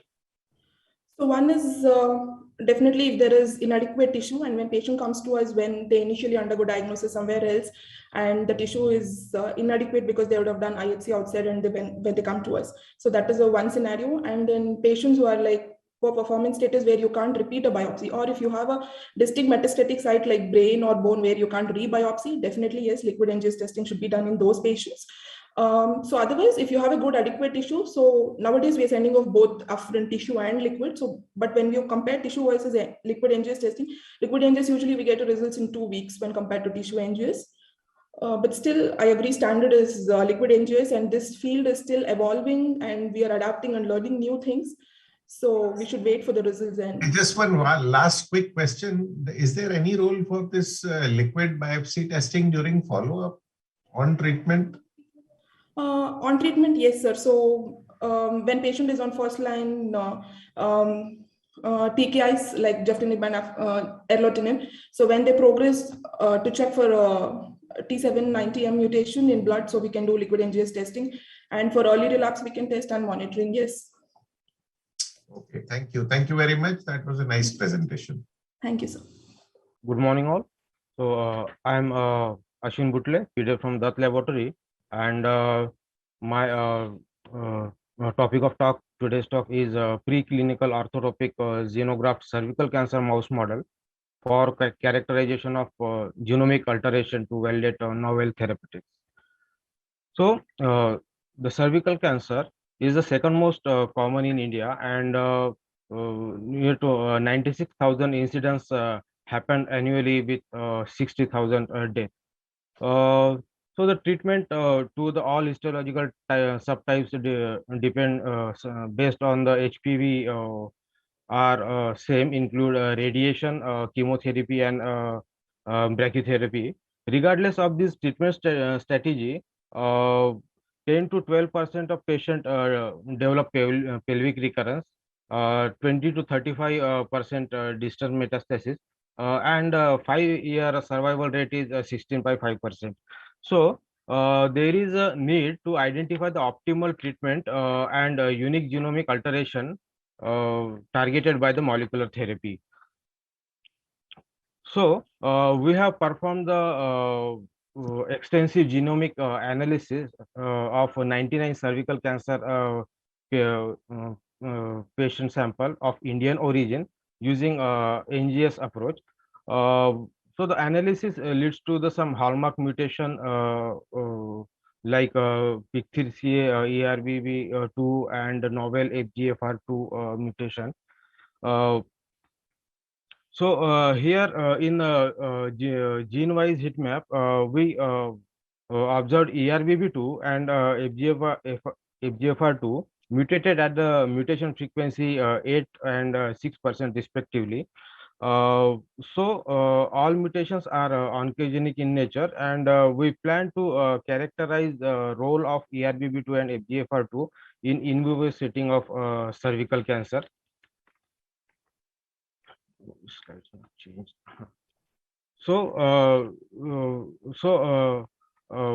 Actually, I'm not going into the in vitro experiment, but Dr. Trupti and Dr. Risha observed that the in vivo experiment showed ERBB2 and FGFR2 overexpressing C33A cervical cancer cells are sensitive to TKI, BIBW2992 and BGJ398 respectively.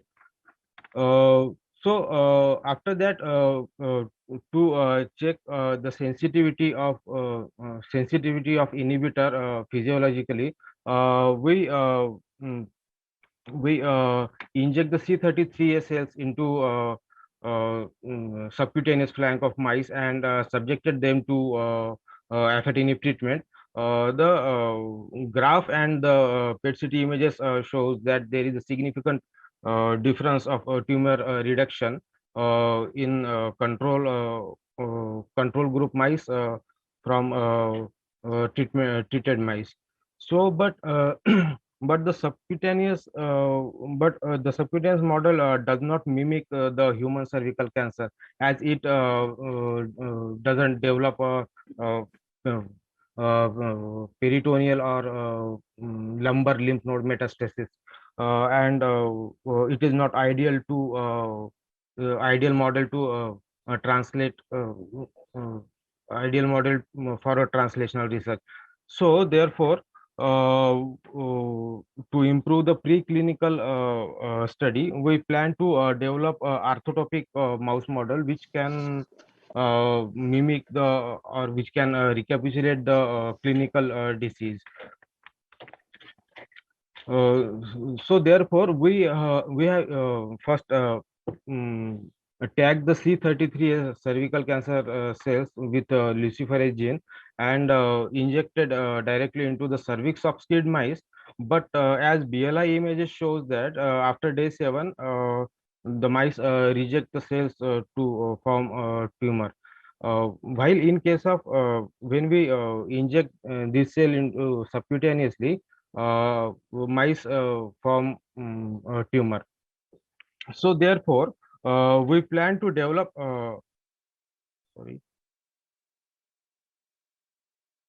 Therefore, we plan to develop orthotopic mouse model, xenograft mouse model by using this subcutaneous tumor and fragment into a tumor fragment, which will be a donor for orthotopic mouse model, and plan to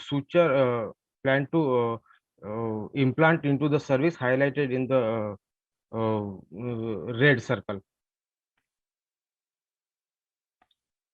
So in the surgical procedure, for the development of orthotopic mouse model,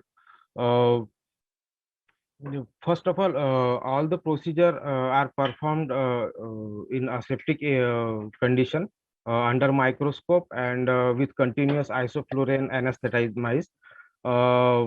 First, we remove the hair with a hair clipper, and after that, we made a incision into the at the lower abdomen of mice, and after little dislocation of small intestine, cecum, urinary bladder, we reach at the uterine horn and cervix as shown here, and to implant a tumor fragment, donor tumor fragment into the cervix, we made a small incision over here as seen in magnified image, and then these fragments of tumor we placed at the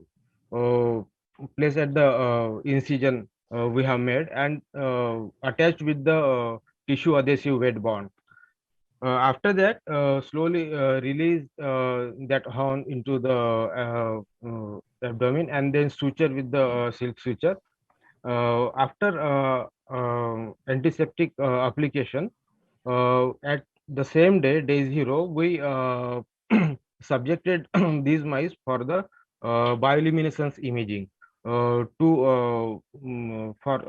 can you please conclude your talk? Oh, yes. So yes, so that xenograph, orthotopic xenograph model shows massive tumor growth in used mice, as shown here. Also, the bioluminescence imaging of mice shows massive tumor growth, as well as it will recapitulate the human cancer in terms of metastasis of lumbar node, lumbar lymph node, also aortic lymph node, and also a progression of disease with these plate iris imaging shows distant metastasis in visceral organs. So these are the mice which shows continuously increasing bioluminescence in frequency, shows in graph and tumor. So the response, the drug response study is currently underway. The summary of this study is a genomic and functional study established ERBB2 and FGFR2 as a therapeutic target in 14% of cervical cancer. Thank you. TMC attract my PI Amit Dutt, our clinical collaborator, Supriya Chopra, our lab members, Shilpi Dutt lab and members, Animal House facility and molecular imaging facility. Thank you. Judges, any questions? Yeah, I'd like to first of all congratulate you on your wonderful presentation, and maybe ask you a question or two. So you very nicely showed that both FGFR and ERB2 are amplified and are targets for cervical cancer in Indian patients. Yes. Are you aware of any studies internationally or Asian data which really talks more about PIK3CA, which talks more about KRAS mutations in this population? So what you found is something quite unusual, apart from FGFR, which is common to both. Actually, PIK3CA, KRAS mutation, these are the actually hallmark mutation which observed in cervical cancer.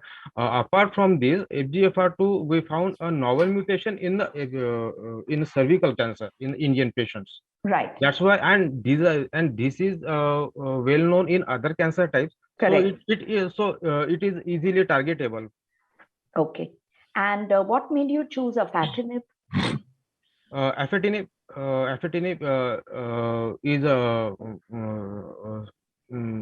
is for TKI for ERBB2 inhibitor. Okay. All right. And just do you plan to do any therapeutics? Now you've started doing therapeutic studies for the ERB2, right, with afatinib. Yes. And are you thinking of doing anything with the FGFR mutations that you found? Yes. Actually, we are planning to do a therapeutic study with FGFR2 with BGJ398 in that developed orthotopic mouse model. and this is currently underway actually. Yes. Any fusions you found in FGFR, or is it just mutations? Yes, we found mm, uh, actually we found kinase dead mutation with other gene like C33-8R and Okay. D626A, etc. Okay. Raju, over to you. Thanks.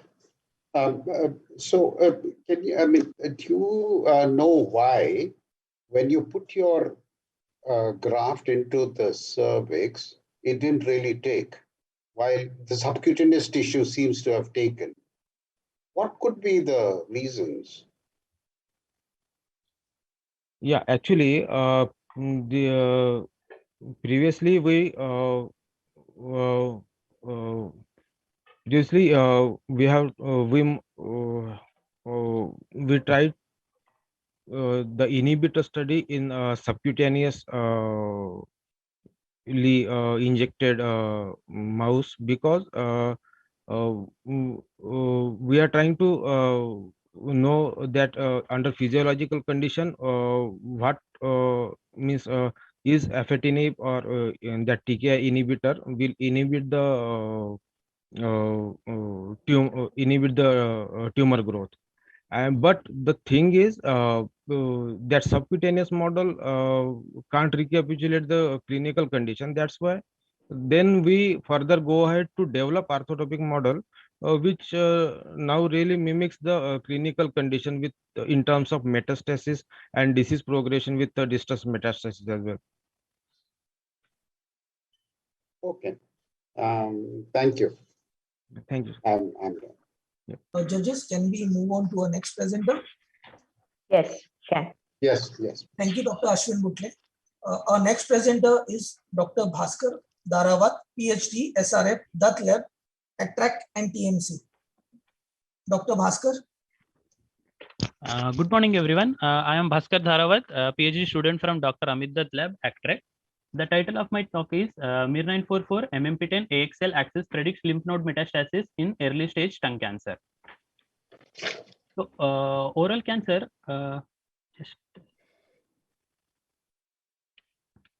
oral cancer is the 8th most common cancer in the world. Although it is rare in the developed countries, it is the most common cancer, one of the most common cancers in the developing countries, with about 65% of all oral cancer cases in Asia.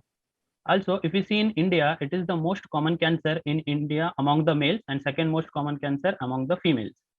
And if we see about the prevalence in the oral cancer subsites, lung cancer is the most prevalent cancer, especially among the younger age group of people. So if you see, unlike other cancers, oral cancers are so peculiar that even during the early stages, they metastasize to the lymph nodes. If we see the mode of treatment for the advanced stage of patients is standard that surgery and followed by chemoradiation. However, in case of early stage lung cancer, which show about among these early stage lung cancer, about 30% of the patients show lymph node metastasis during early stages as well, and 70% of them do not show any metastasis. So the patients who have metastasis in the regional lymph node, hidden metastasis in the lymph node, their survival decreases from 80% to drastically to 40%, and among the advanced stages, it is about 20%.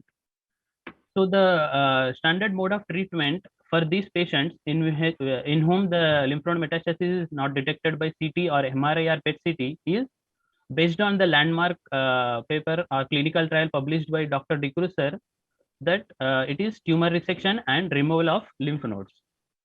Although the elective neck dissection leads to morbidity in these patients, and also it is costly, and hence there is a need for identification of molecular markers to stratify these patients based on nodal metastasis status. So with this, we come up with a study from our lab which suggests MMP10 to be a potential candidate to predict lymph node metastasis in these early stage lung cancer patients. However, there is a need for validation in large cohort of samples, as the samples in this study were limiting. There is a need for validation in large cohort of samples to establish MMP10 as a biomarker to predict lymph node metastasis. So the total samples that we used in this study are 219. which includes about 108 samples, 108 samples from phase 3 N0 clinical trial, and 94% of these samples are of tongue cancer origin and 75% are early stage. Also, 40% of them are node positive, with all of these are HPV negative status. So what we find from our validation in screening for MMP10 expression is that about 86% of these patients with lymph node metastasis have high expression of MMP10 with only a false negativity rate of 14%, which suggests that MMP10 could be a potential candidate to predict lymph node metastasis in the early stage tongue cancer patients. We further went ahead to characterize the role of MMP10 in metastasis using in vitro cell lines, in vitro studies. So when we overexpress the MMP10, if we see here, there is an increase in the migration as well as invasion of the cells. And when we knock down MMP10 in the two different tongue cancer cell lines, there is a decrease in the migration in both the cell lines as well as invasion in the cell lines, which suggests that MMP10 is involved in metastasis. Further, we went ahead to establish an orthotopic tongue mouse model in which we inject the cells in the tongue of the mice, and they form the tumors in 25 days of time in the tongue of these. So we went ahead to inject these cells, 6 mice in each group, with control group which has high expression of MMP10, and when we knock down the MMP10, there is a significant decrease, that is about 100% decrease in the metastasis of these mice. That is 0 of the 6 mice formed tumors of mice showed metastasis in the knockdown group. However, in high expression, there were all the 6 mice had metastasis in the lymph nodes or in distant organs. So we further went ahead to understand how does MMP10 regulate metastasis. So we plan to study the mechanistics by finding the upstream and downstream effector molecules. To find the upstream molecules, we performed microRNA microarray of node positive and node negative patients and cell lines. So biochemically, we validate microRNA 944 as one of the candidates that regulates MMP10. This is by the luciferase assay. We have shown the direct interaction, as well as in the patient samples, we see that when there is high expression of microRNA, there is low expression of MMP10.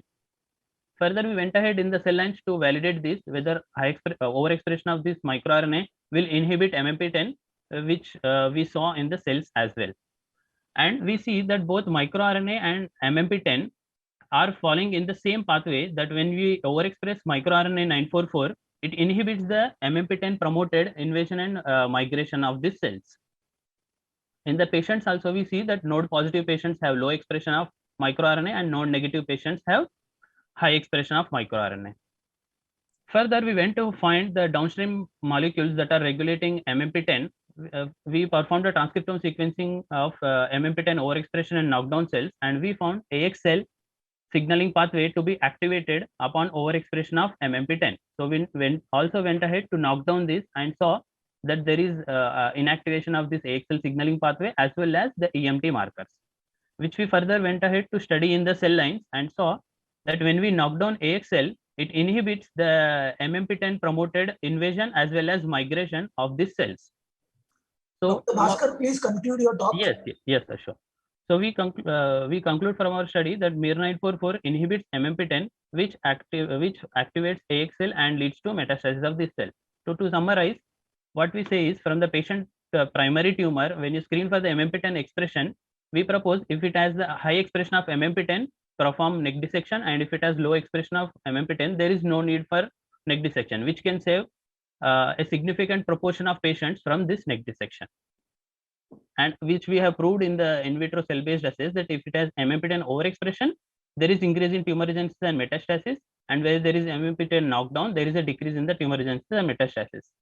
And we have also elucidated the novel pathway of upstream and downstream regulators of MMP10, in which we have found one microRNA and AXL to be the effector molecules to regulate tumor regenesis and metastasis in this cells.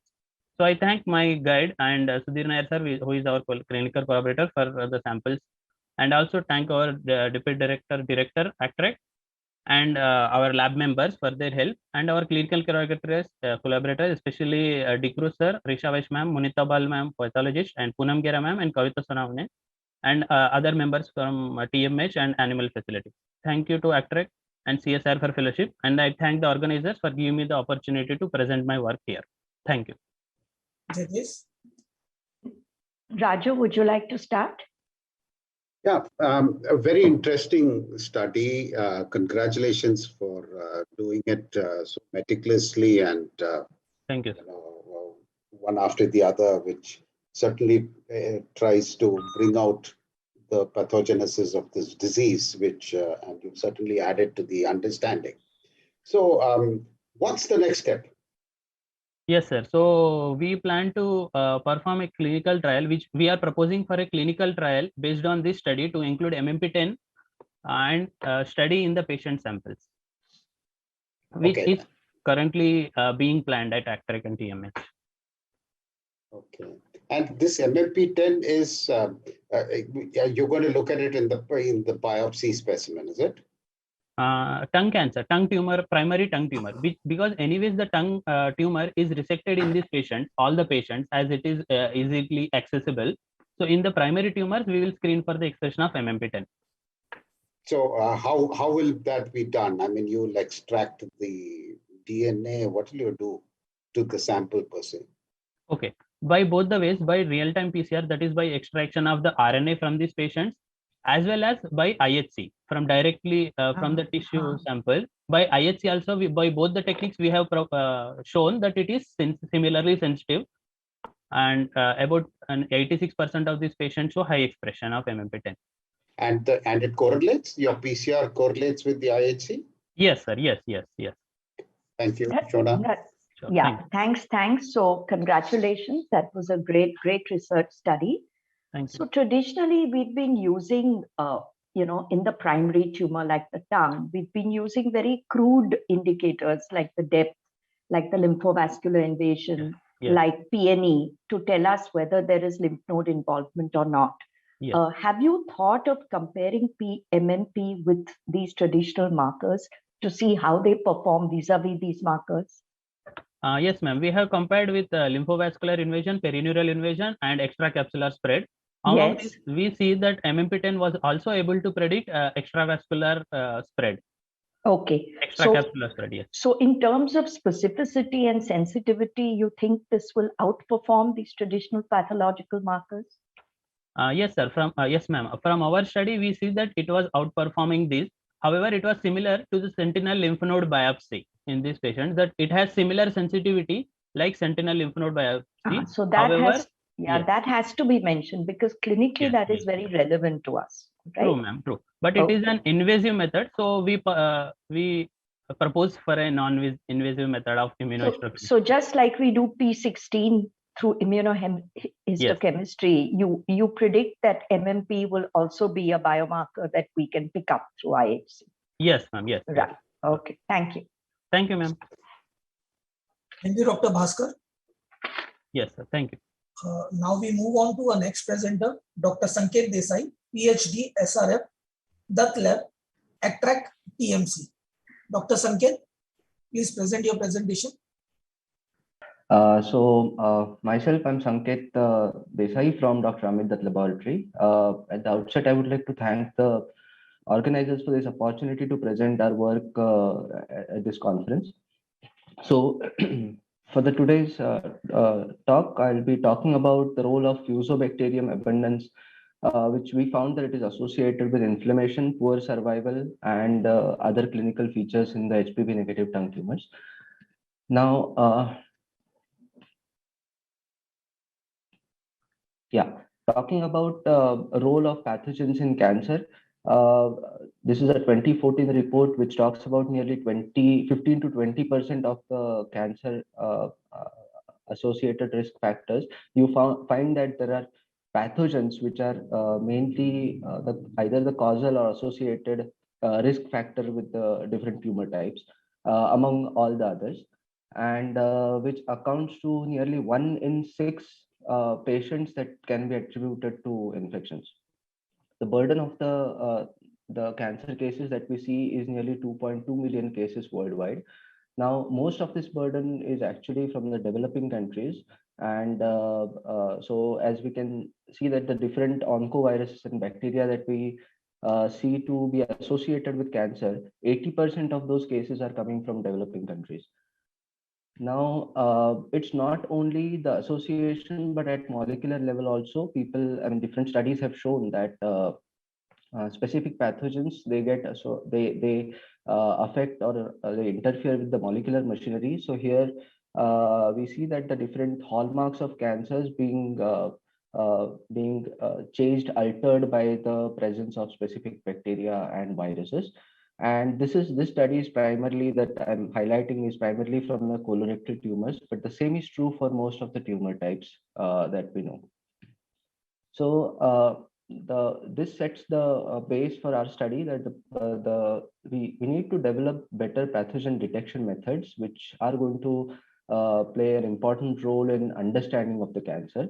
And our laboratory mainly deals with the next generation sequencing data sets, which is a multidimensional, which gives multidimensional aspect to the tumors. We understand different processes that are going on through the NGS data set. So our the main aim of this particular study was to identify the pathogens from the sequencing data sets.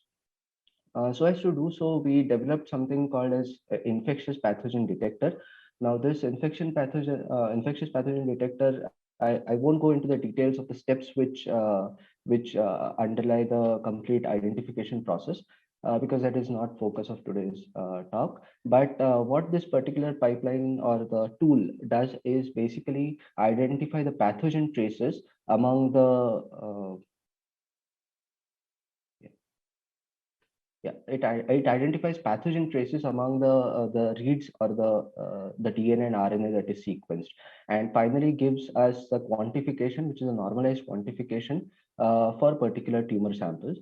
Now we use the same pipeline to analyze SARS-CoV-2 earlier, and that has been reported in the public domain.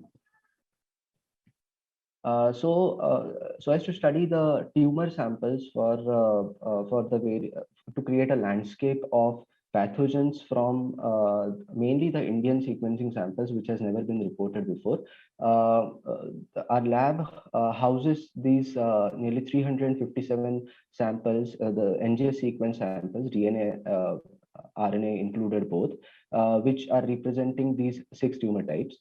To complement our study, we also use TCGA samples, which is a huge repository of RNA as well as DNA samples. Here, from there, we only use the RNA-seq samples, taking the tally of our analyzed samples to nearly 1,400.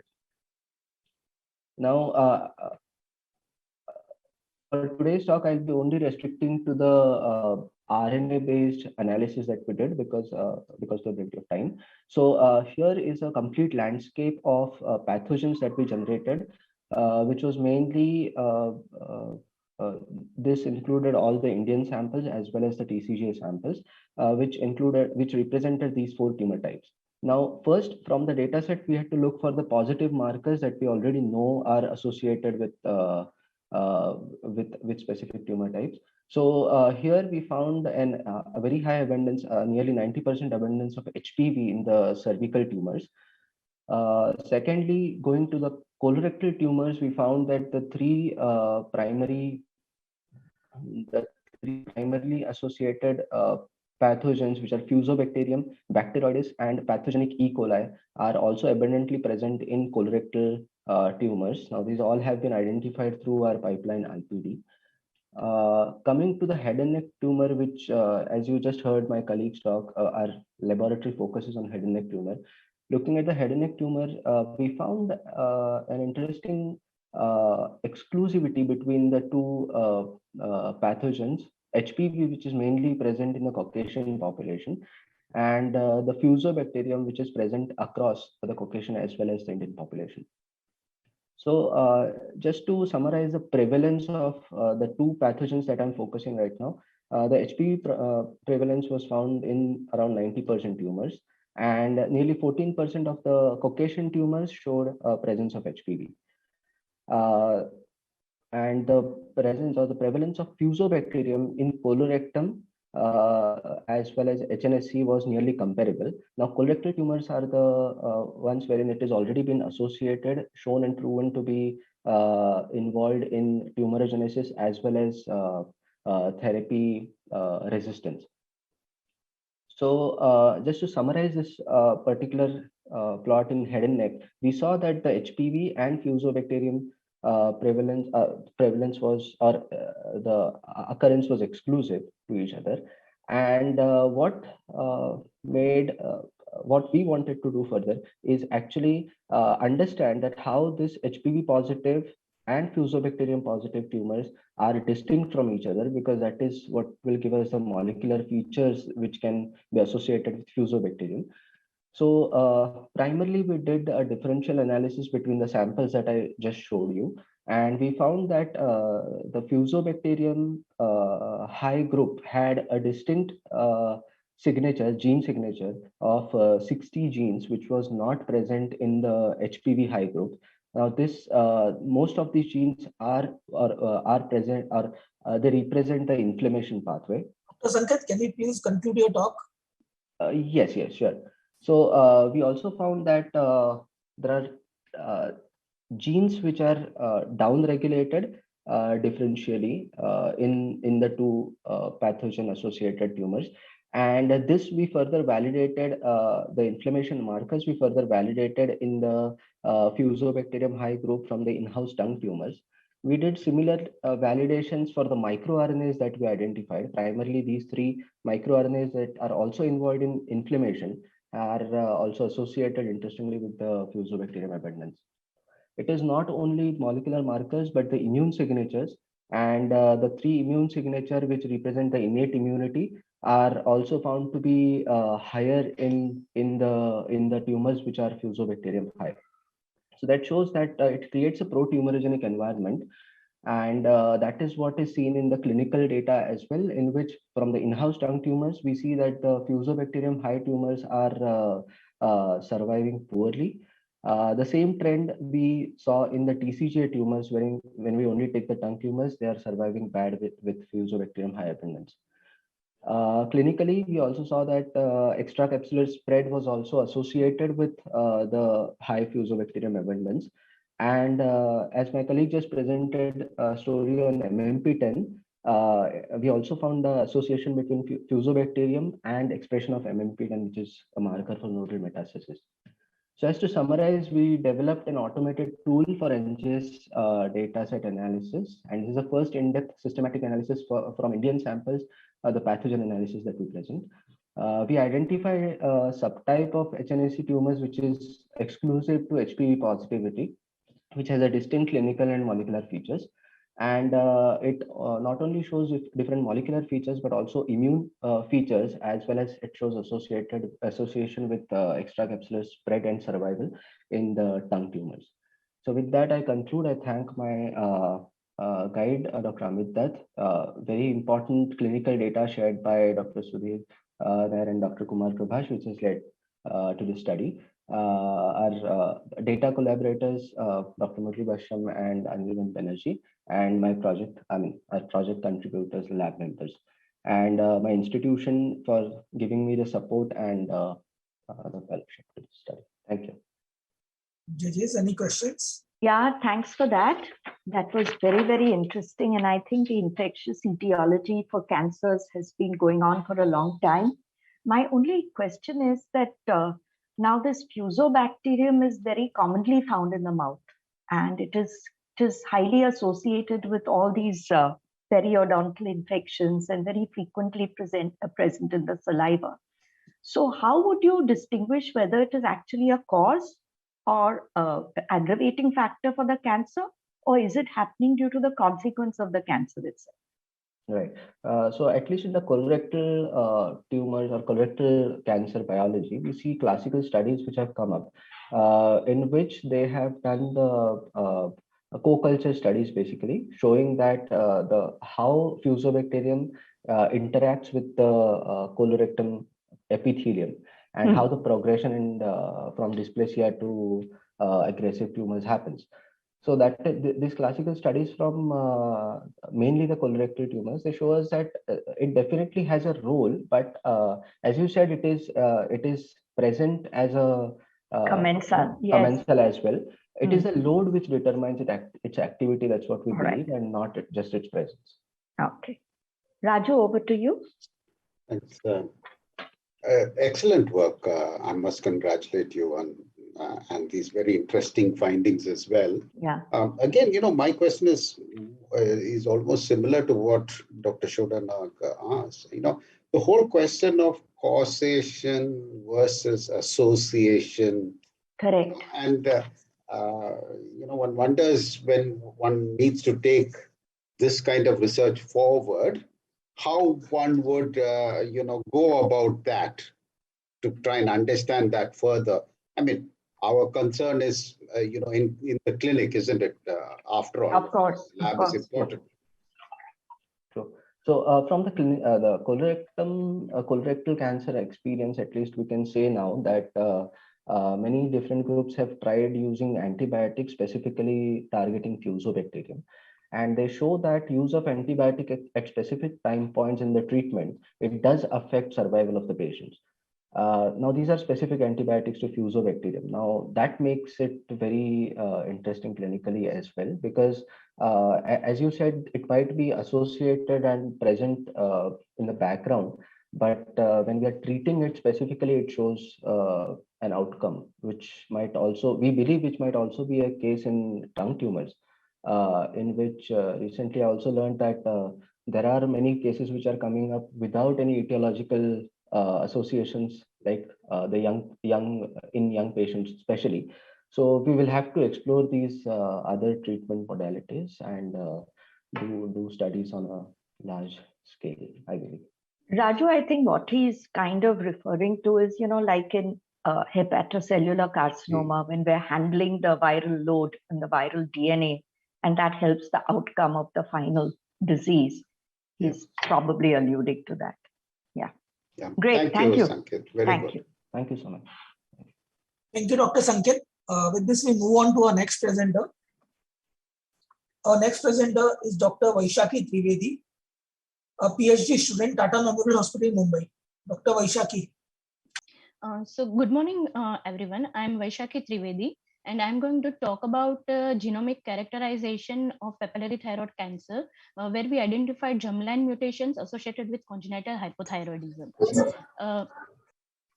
So papillary thyroid cancer generally arise from follicular cells in thyroid gland, and it accounts for highest incidence rate of 80 to 85% among all other subtypes of thyroid cancer.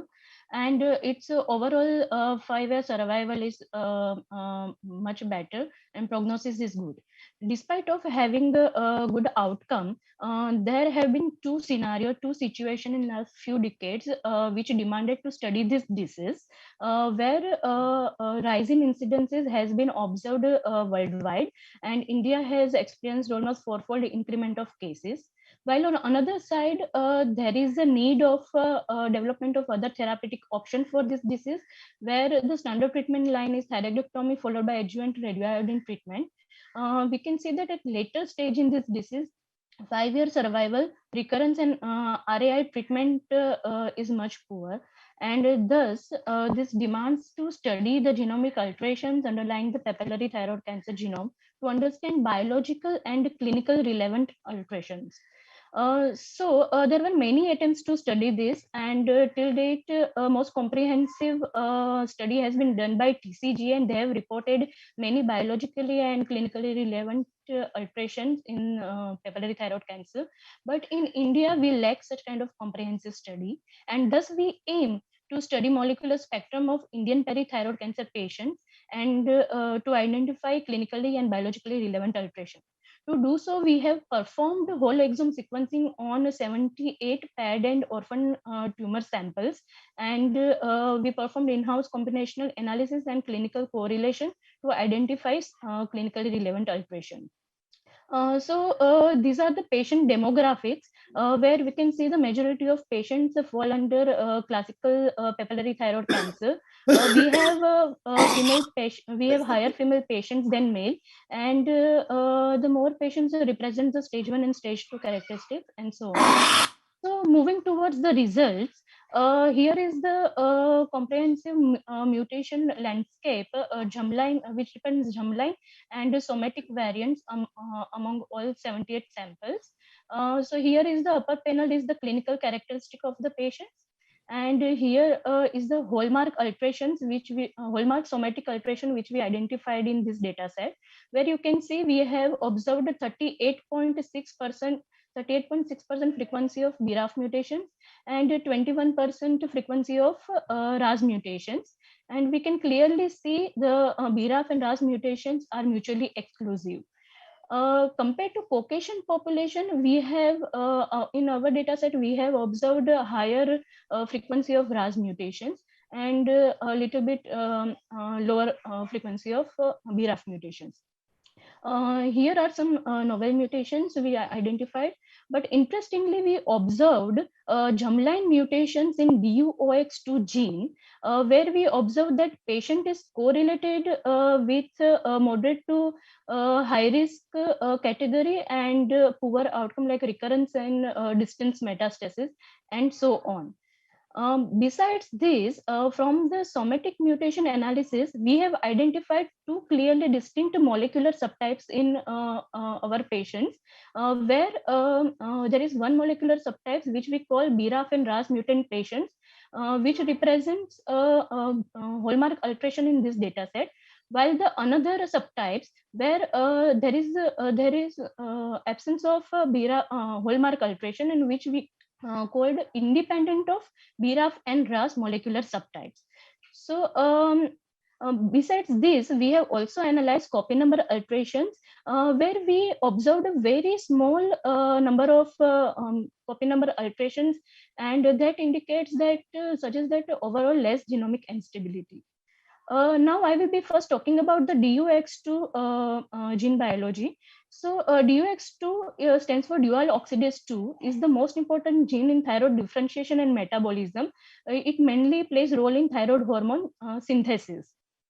It mainly functions in producing the hydrogen peroxide in thyroid follicular cells, and it helps the oxidation of iodine, and it helps the thyroglobulin to utilize this iodine further to produce T3 and T4 hormone.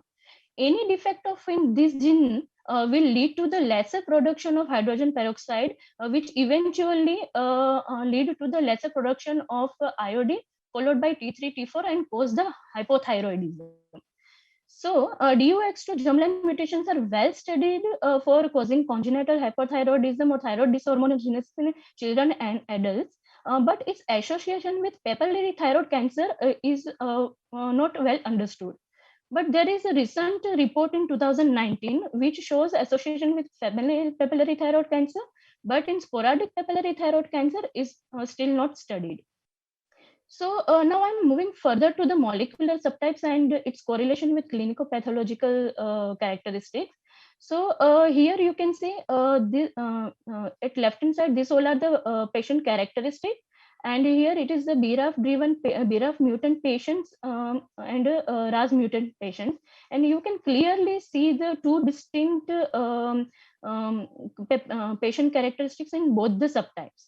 But if you compare another independent of BRAF and RAS mutant molecular subtypes, then you can see that these patients represent classical PTC higher than the RAS mutant patients, but comparable to BRAF. These patients shows early stage tumors comparable to BRAF. If you see the prognosis of the patients, then this patient shows a comparable high risk patients comparable to BRAF rather than RAS. And if you see the recurrence is higher in IBR group compared to BRAF and RAS, extrathyroidal extension is comparable to BRAF compared to RAS, and shown similarly in distant metastasis and nodal metastasis. So Dr. this data Vaishakhi, you need suggests. to conclude your talk. Yes, just one slide. This suggests that independent of BRAF and RAS, molecular subtype is more or less similar to BRAF mutant tumors and lesser similar to RAS-driven tumors, but still the recurrence and poor prognosis are relatively similar or high. Further, we have compared, studied the recurrence-free survival in both the molecular subtypes, and we observed that IBR molecular subtype shows the poor recurrence-free survival compared to BRAF and RAS. And this data suggests that this molecular subtype is having a distinct tumorogenesis mechanism. Summarizing the results, this is the first comprehensive report of molecular alteration in Indian papillary thyroid cancer patients, and we have studied germline variants where we found DUX2 germline mutations, which we observed that likely to be associated with sporadic papillary thyroid cancer. And in somatic variants, we observed two molecular subtypes where independent of BRAF and RAS shows a poor recurrence-free survival and suggests distinct mechanism of tumorogenesis from this study. Thank you. Ma'am, you need to stop share your screen. Yes. Judges, questions, please. Yeah, Dr. Raju, over to you. Okay, so congratulations again on great work, and thank you for sharing it. So what I understand is that you have really identified a group of or a subgroup of patients with papillary carcinoma thyroid who you describe as independent of BRAF and RAS in terms of this. And you say that they share some clinical characteristics with the BRAF and RAS subtypes, but they are distinct here. Yes. What would you say would be a clinical correlate to this? I mean, what would be the clinical meaning to this? You just pick them out on a thyroid biopsy sample? Sir, you mean to say and you'll predict that these people do well or badly? Is that what that's where you're going to? Sir, actually, what we are trying to say here that the patients with the IBR molecular subtype which we observed have a little bit distinct patient characteristic, which is not exactly like BRAF, not exactly like RAS. It is staying in between of them, and and its recurrence-free survival is quite poor compared to BRAF and RAS. That's why we suggest that it is having some other mechanism of oncogenesis in this, which might be leading to this difference. Sure. Okay. Thank you. Shona. Okay, Vaishakhi, again, congratulations. Lovely piece of work. You alluded to this study by Ban et al., where they described this familial variant. Now, how are you so sure from your study that these 23 patients with the IBR phenotype that you are alluding to as a distinct type doesn't have any familial basis? Have you gone into the family history of these 23 patients to see if there is anything? Yes, ma'am. We have done follow-up with all the patients, and we have confirmed that they don't have any familial history. Okay, because it doesn't have to. So when you talk of familial, it's not like HBOC where you have very strong breast, ovary, first-degree relatives. Here you could have just one odd relative across generations to call it familial. All right, so you will have to go into a very detailed pedigree analysis, and it may be worth it before you characterize your subtype as a very separate sporadic subtype, not to miss any kind of familial connection. So I think that's an exercise really worth doing in your set of 23 patients. Yes, sure, ma'am. Sure. Yeah, thank you. Thank you, Dr. Vaishakhi. Now we move on to our next presenter, Dr. Ashwin Joy. Dr. Ashwin Joy. Hello. Yes. Morning. Good morning. Please share your presentation. Good morning, respected judges and dear colleagues. I'm presenting a study from MBR Cancer Center and Research Institute, Calicut, on the correlation of microsatellite instability status by immunohistochemistry with clinicopathological features and response to chemotherapy in colorectal cancer. My guide for the presentation is Dr. Sajeevan KV, Senior Consultant, Medical Oncology, and Dr. Sandhya Saroja, Consultant, Pathology. Now, the background is microsatellite instability has a high prognostic and predictive significance in colorectal cancer. We know that early stage microsatellite unstable tumors have a better prognosis and is often useful for selecting patients for chemotherapy. And we conducted a prospective observational study, a descriptive study with the following objectives. We needed to identify the prevalence of MSI in our population and to study the association of microsatellite instability with clinicopathological parameters and its impact on progression after receiving standard treatment for colorectal cancer. So we have included 111 patients and the study started on 8 November 2019 and it's ongoing. And our inclusion criteria: patients younger than 70 years with a good performance status, undergoing MSI testing by IHC at our hospital were consecutively enrolled. And the data regarding the MSI expression profile and the by IHC and clinical and pathological features were collected in the study performer. And all patients were followed up every 3 months for a minimum duration of at least 1 year. We have included in this analysis patients who have completed 1 year follow-up, and time to progression was calculated, and response after chemotherapy was also characterized. And we used a chi-square or Fisher's test to test the association of clinical variables with MSI status between the MSI high and MSI stable groups. Now, coming to the demographics of our population, we found that we had a relatively younger population. The mean age was around 55 plus or minus 12.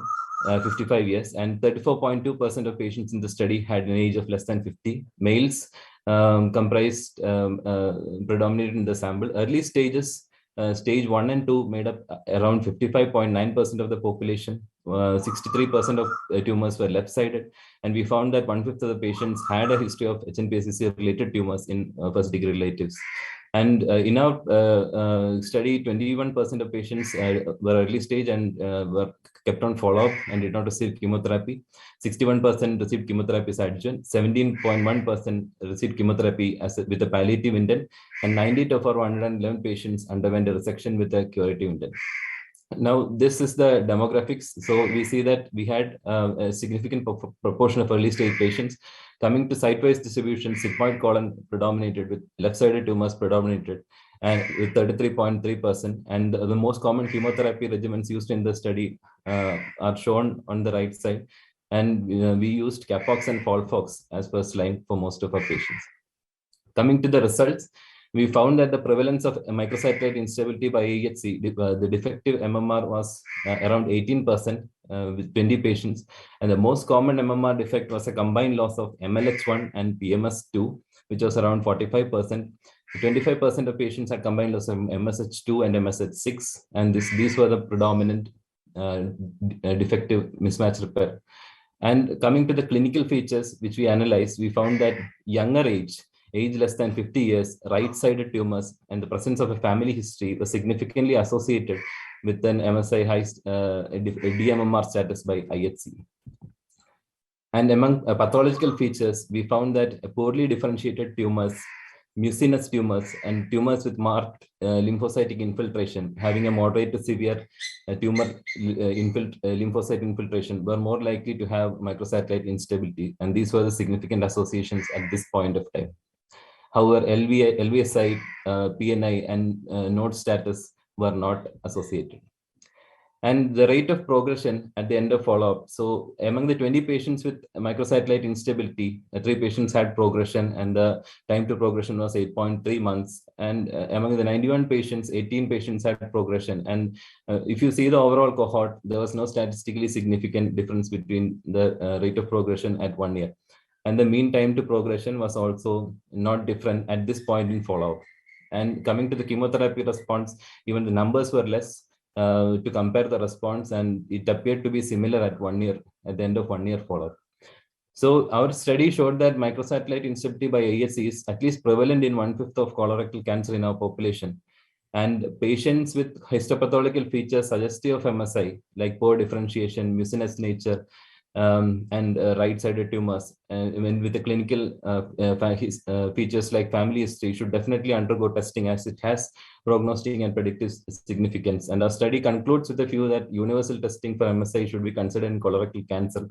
It may help us identify Lynch syndrome also. And limitations, our study is observational, and it's a preliminary study design. It has a small sample size and follow-up at present, and the study plans to recruit more patients and proceed with further longer follow-up. Thank you.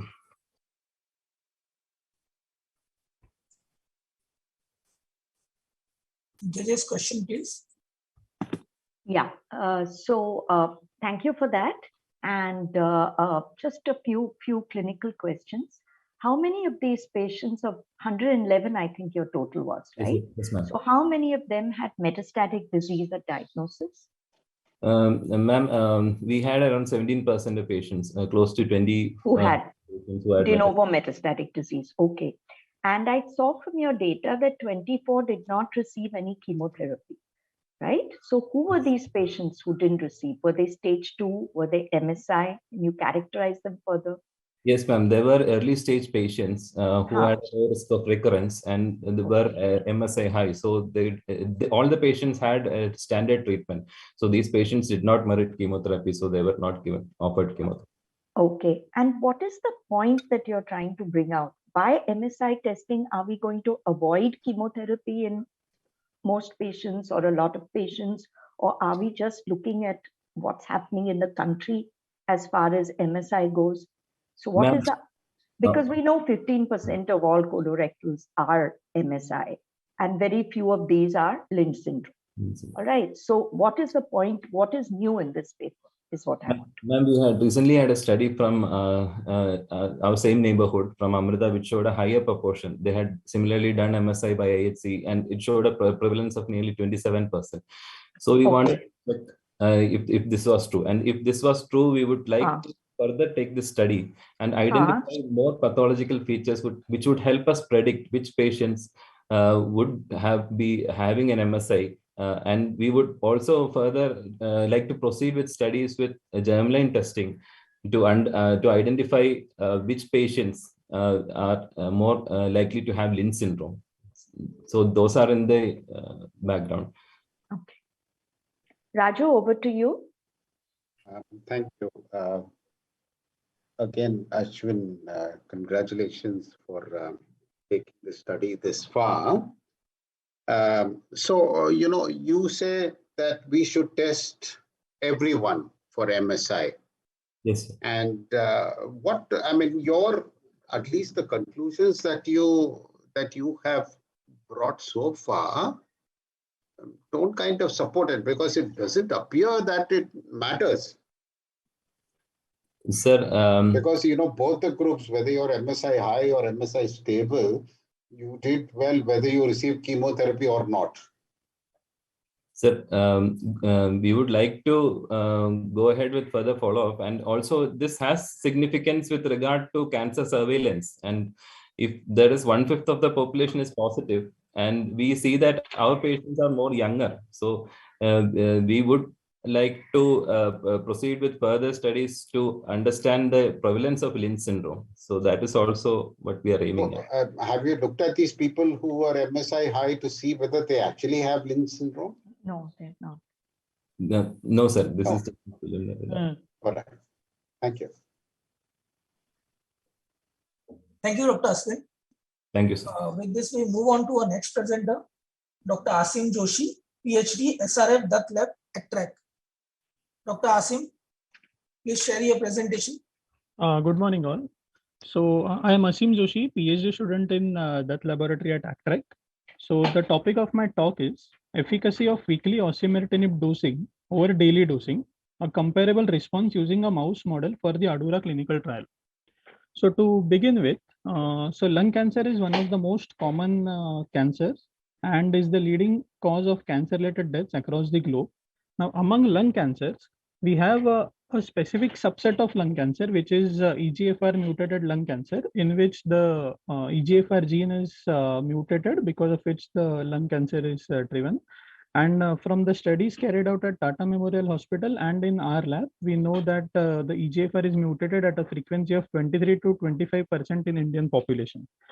Also, there have been number of clinical trials across the globe as well as in India, wherein what is established is that the EGFR tyrosine kinase inhibitors, they significantly improve the overall survival of EGFR mutated lung cancer patients.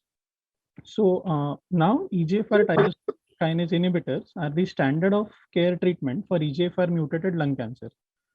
Now, over a period now, since the time EGFR was discovered, gefitinib, which is the first line, and erlotinib, which is the first generation EGFR inhibitor, they have been approved for the treatment, and also osimertinib, which is the third line EGFR inhibitor. It has been approved in the cases where there is resistance as well as in the first line settings. Recently, there was another trial called the ADAURA trial, about which I'll be talking in my next slide. So now what ADAURA trial established is the fact that osimertinib can also be used in the adjuvant settings. So what they did is they took the EGFR mutation positive early stage lung cancer patients, and they randomized them into two groups. One was to receive osimertinib and another was the placebo group. And they observed that the group receiving adjuvant osimertinib showed a significant improvement in the disease-free survival compared to the placebo group. And hence, osimertinib was shown to be effective as an adjuvant treatment in EGFR mutant, in early stage EGFR mutant lung cancers, which for which the tumors was resectable. Now, we again went back to the literature, and we observed, we went through some studies on the pharmacokinetics of this TKIs, the first generation erlotinib and osimertinib. So the point, I would like to draw your attention to this aspect, that what was seen is that even after 21 days, osimertinib could be detected in the blood and the brain of the rats which were given a single dose of osimertinib, and which was not the case with erlotinib. Erlotinib was, within 24 hours, erlotinib couldn't be detected, but osimertinib stayed in the plasma as well as in the brain for about 21 days. So now we raised a question that in the ADAURA trial, can we have some, can we model the ADAURA trial and have an altered dosing of osimertinib, since it stays in the plasma for up to 21 days, and can it have a similar effect to the daily dosing? So now our first thing was to have a model which could depict the ADAURA trial.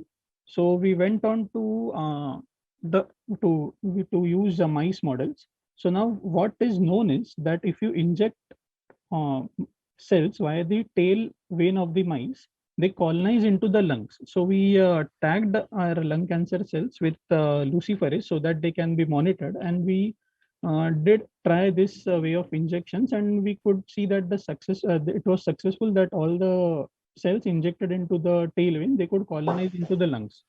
So what we use is, we use these models, and then we used up PC9 cells which harbor an exon 19 deletion, and we use them for tail vein injection. So these PC9 cells are sensitive to erlotinib and osimertinib. So now moving on to the actual study dosing that we did. So we took a group of mice, and we divided it into 3 groups. So first was the control group, wherein no treatment was given. Second was the daily dosing group, wherein erlotinib and osimertinib, we pre-treated them, since it is a model to depict the ADAURA trial.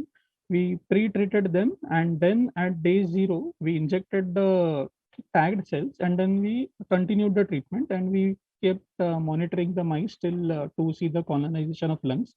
And so this daily and osimertinib dosing is depicts what was seen in the ADAURA trial. And then we took as an altered dosing, we selected the weekly treatment with this TKIs, wherein the TKI was given once a week. So now what we actually observed from this. So this is the control group, wherein all the mice that were not given any treatment, we could see the colonization of cells in the lungs of the mice. and tumor formation up to 18 days, and we also followed it up to 30 days.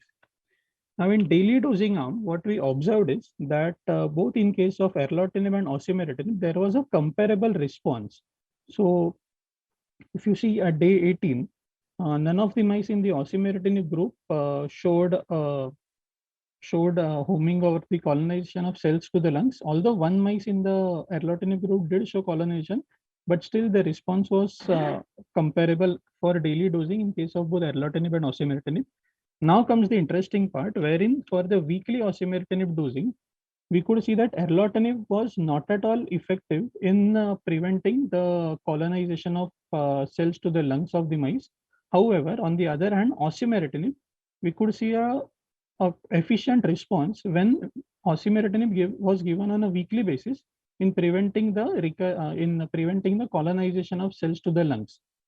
Thus, while daily dosing of erlotinib and osimertinib could prevent the colonization of lung cancer cells into lungs of mice, in case of weekly, it was only osimertinib, but not erlotinib that could prevent the colonization of lung cancer cells into the lungs of mice. So now to Dr. Asim, please conclude your talk. Yes, sure. So to summarize, like the daily dosing regimen has a comparable effect in preventing the colonization of cells, while the weekly dosing, when osimertinib is given, even on a weekly dosing basis, it can prevent the colonization of cells to the lungs of mice. Now, the main impact that this can have is a direct impact to the cost of osimertinib treatment. It can bring it down by 1/7. So thus, what we propose is that the low dose, once a week adjuvant osimertinib could have, which is known to have could have a lower toxicity and a higher affordability, which is currently not the case. So with this, this study was published in Translational Oncology. I would like to acknowledge my guide, Dr. Amit Dutt, and our clinical collaborators, Dr. Kumar Prabhasha and Dr. Vanita Noruna. Then I would like to thank the director and deputy director at ACTREC, as well as Shilpi Dutt, my lab members, and animal imaging facility at ACTREC and ACTREC for support and fellowship. Thank you. Dr. Raju, please start. Congratulations, Ashim, for interesting study. Thank you. What is the correlation of the osimertinib pharmacokinetics in mice and human beings? Is there a similar, study or something that shows us that osimertinib stays longer in the blood and it's detected at 1 week? Okay, so majority of the studies that they have been carried out have been using the preclinical models. They have used mice, say, dogs, rats, but on healthy human volunteers, I'm not aware of any study which has been done on healthy human volunteers, which could actually tell us that if there is a similar kind of pattern that we see in mice and the osimertinib. But having said that, the dose which we have used is the mice equivalent of the human dose that is given. So possibly this could be reflected in humans as well. But the studies need to be, I'm not aware of such studies which have been. No, because you clearly showed in one of your slides that, osimertinib is detected 21 days later in the mice, after a single dose. While that is not the case with, the other TKI erlotinib. I'm just wondering whether this is just a function of the fact that osimertinib is still available at 1 week in the blood of mice. Yeah, because I think because I think the elimination time is about 2.5 to 3 days, right, for the osimertinib. So I think the only concern is, will that once a week dose be enough? It has huge clinical implications, and really congratulations for the study. I think you also have a publication on this. Yes, where you have shown the homing in the lung is prevented by giving once a week dosing. Something like a metronomic treatment, which will work for our Indian patients. So I think it's an excellent concept. The only concern Dr. Raju and I have is that dose really enough? Because It's in a curative setting that we're talking about. Yeah. Okay. Thank you, Dr. Asim. With this, we move on to our next presenter, Dr. Pranay De, PhD, SRF Molecular. Dr. Pranay, please go ahead. Yeah. Good morning, all. First of all, I would like to thank the organizer for giving us the opportunity to present our work that we have been doing in the lab under the guidance of Dr. Abhijit De, which is titled Patient-Derived HER2 Interaction Domain Mutations are Responsible for Receptor Switch and Therapy Resistance in Breast Cancer Cells against HER2 Targeting Precision Medicine. So what we have addressed in this work is the problem that clinics face when they encounter resistance against targeted medicine in HER2 positive breast cancer. As we all know that when HER2 is overexpressed in the breast cancer, it homodimerizes itself and forms the driving force in that breast cancer. But what we have identified is if there is a mutation present in the interaction domain, that is the domain responsible for the interaction of HER2 with either itself or its family member, particularly HER3, if they are present, then there is a shift in the signaling pattern. That shift in the signaling pattern is also relayed downstream to the signaling activation. In addition, we have also identified that this shift in the interaction dynamics is also relayed at the therapeutic level. So what we did was we identified 5 mutations in the dimerization domain, namely S305C, G309A, S310F, S310Y, and P523S by scrutinizing the TCGA data cohorts. And during an initially rudimentary analysis, we found that all of these mutations has some kind of detrimental effect to the HER2 protein in general. Further, we saw that when these mutations are present in the patients, they have poorer survival. So it made sense to study what is the actual thing happening after these mutations are present in the patients. So we employed breast cancer cells and we expressed breast cancers. We expressed these mutations in the breast cancer cells. And what we have found is when HER2 wild type is expressed and a mutant S305C, which behaves similar to the wild type, is expressed, they follow that trend, which we all know that HER2 and HER2 homodimerizes, and we see there is a decrease in the interaction with HER3. But very interestingly, we found when G309A, S310Y, P523S are present, they particularly interact with HER3.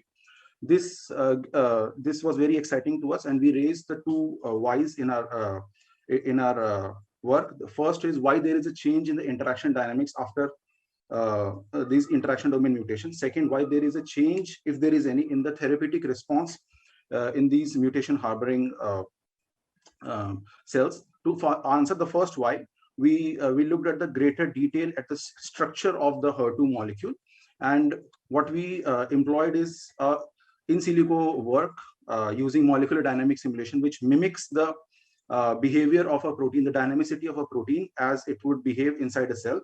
And very interestingly, we found that when G309A, S310Y, which we have found from OIP, they interact with HER3, they form very unstable HER2 homodimer. But very interestingly, we found that wild type and S305C and S310F, they form very strong HER2 homodimer. Apart from that, we also found out that when G309A and S310Y is expressed, the amount of interaction over time decreases, which gives us a hint that the homodimer that they form are not stable. And we have identified that they do not form homodimer, they form heterodimer. Apart from that, we wanted to validate these findings in another set of breast cancer cells. Now, this time we took a cell line which had indigenous HER2 overexpression. And what we have seen was corroborating our earlier data that when G309A, S310Y, and P523S is expressed, they form very strong heterodimer with HER3. Now, this is also known that when HER2 homodimerizes itself, there is an activation of ERK signaling, which is a major player in driving that breast cancer. And what we have found is that when HER2 and S305C interact, they form homodimer, there is activation of ERK signaling. But what we have found is that when G309A, S310Y, and P523S interacts with HER3, there is activation of AKT signaling and downregulation of ERK signaling. So the physical interaction of HER2 and HER3 also relays this information to the downstream signaling. Further, we employed another technique using confocal microscopy to get a quantitative sense on the interaction. We use proximity ligation assay.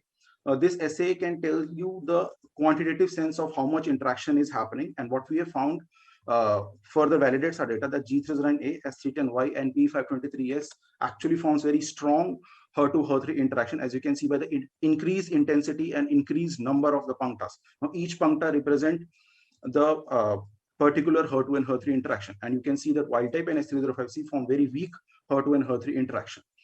So this assessment is very important for us because this is the only assessment that can also be extended to the patient FFPE blocks. And this is something that we would also like to look in the future. Further, getting excited by this data, we went back to the TCJ cohort to see what is happening at the patient level as well. And we found that when P523S, which is a mutant that we have found interacts with HER3 and results in the activation of AKT, had higher AKT signaling. Those same patients had lower ERK signaling, which directly confirms our in vitro data. On the other hand, S310F had higher ERK signaling, as we know that this mutant forms very strong HER2 homodimer. So they have high ERK signaling, but lower AKT signaling. To further get a phenotypic and a therapeutic implication of these mutations, we made cell lines expressing these mutations. And what we have found that initially, when HER2 wild type and S305C containing breast cancer cells are given treatment with the first line of therapy, that is trastuzumab, they are very sensitive. That makes sense because they form strong HER2 homodimer. But when these G309A, S310Y, and P523S is expressed, they do not respond to the first line of therapy at all. So to further gain more confidence on this, we take it a step further and did long-term experiments for 20 days using clonogenic assay. And here we use the first line of therapy, that is the trastuzumab and neratinib, which is the recent pan-HER family inhibitor. And what we have found is that at the dosage that we have tested, wild type and S305C respond very well to the first line and the newest neratinib drug. But very interestingly, we have found that G309A, S310Y, and P523S do not respond to trastuzumab as well as neratinib in the long-term assessment as well. Now, to further gain more confidence on that and to mimic the actual patient scenario, what we did, we employed the growth of these. Conclude your talk. Sorry to Yeah, interrupt you. yes, Please conclude yes, your talk. yes. So to mimic the patient scenario, we check the three-dimensional growth of these tumor cells because in patient, a tumor grows as a three-dimensional, not as a two-dimensional entity. And we found similar trend that in the three-dimensional growth as well, there is decrease in the amount of growth in HER2 wild type and S305C breast cancer cells, but G309A, S310Y, and P523S do not respond to the first line, that is trastuzumab, as well as neratinib. Now, to actually see the amount of activation of a particular signaling pathway in live cells, we use BRED technology, in which we use a sensor which will tell you which signaling pathway is getting activated. And very interestingly, we found that in HER2 wild type and S305C, there is activation of the ERK signaling pathway, which corroborates our earlier data. But in G309A, S310Y, and P523, there is activation of the AKT signaling as you compare with the wild type and S305C. However, these HER2 wild type and S305C respond very well to the trastuzumab treatment. Finally, what we wanted to look at the molecular level of this resistance or the sensitive basis, and what we did a panel of molecular analysis to check all the proteins expression which are governed by the HER2 signaling pathway. And what we have found is in HER2 wild type and S305C, you can see there is a dose-dependent and time-dependent decrease in the levels of activated form of HER2, activated form of AKT, and activated form of ERK. However, G309A, S310Y, and P523S do not respond to these drugs at all. S310F, we found that it also interacts with HER2 as well as HER3, but the majority of interaction is through HER2, so they are sensitive. So at the end, what we have achieved in this work is the structural implication as well as the therapeutic and the phenotypic implication of these dimerization domain mutants, which actually governs the dimerization of HER2 with its family members. But what we have identified is something that can be related to other cancer as well, because these mutations are not just prevalent in breast cancer, they're also present in stomach cancer, in urinary tract cancer. And the knowledge that we have gained from it can in future enhance the probability to better target these mutation harboring cancers. Thank you. At the end, I would like to thank Dr. Abhijit De for guiding us and for guiding me, and Dr. Sudhir Gupta, who has shaped the patient, who had shaped the relevance of this work at the patient scenario as well, and Dr. Prithare for her help and providing the sensors. and acted for fellowship. Thank you. Questions, please, judges. Dr. Chaku, would you like to ask something? Yes. So what I understand is that you have identified a subgroup of people with, a subgroup of what's a molecular markers where your HER2 dimerization is such that they kind of increase your downstream markers in a different pathway, perhaps, so that your trastuzumab and niraparib work differently as compared to others. Yes. And what you are saying is that if you find out these molecular markers ahead of time, we should perhaps look at prognosticating this group of people better. That is your that's the gist of this. Yes, yes. So what we have identified. Where exactly would you do this? In your breast cancer sample? Where would you look at this? So, sir, this mutation. So we have identified that these mutation has the ability to change the therapy that these patients would be prescribed, because they would not respond. Now, to check whether patients are having this mutation, you of course have to go for a sequencing. So as of now, we do not have the ability to directly correlate it to a grand hospital level, but what we have identified is the molecular mechanism that these mutation harboring patients would not respond to trastuzumab, and we have identified that why they are not responding, because they do not actually form the interaction of HER2 and HER2, which is the basis for trastuzumab treatment. Okay.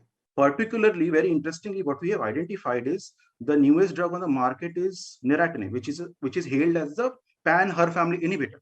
But there is a drawback on niraparib that it does not target HER3. Very interestingly, what we have found out that these mutants specifically interact with HER3.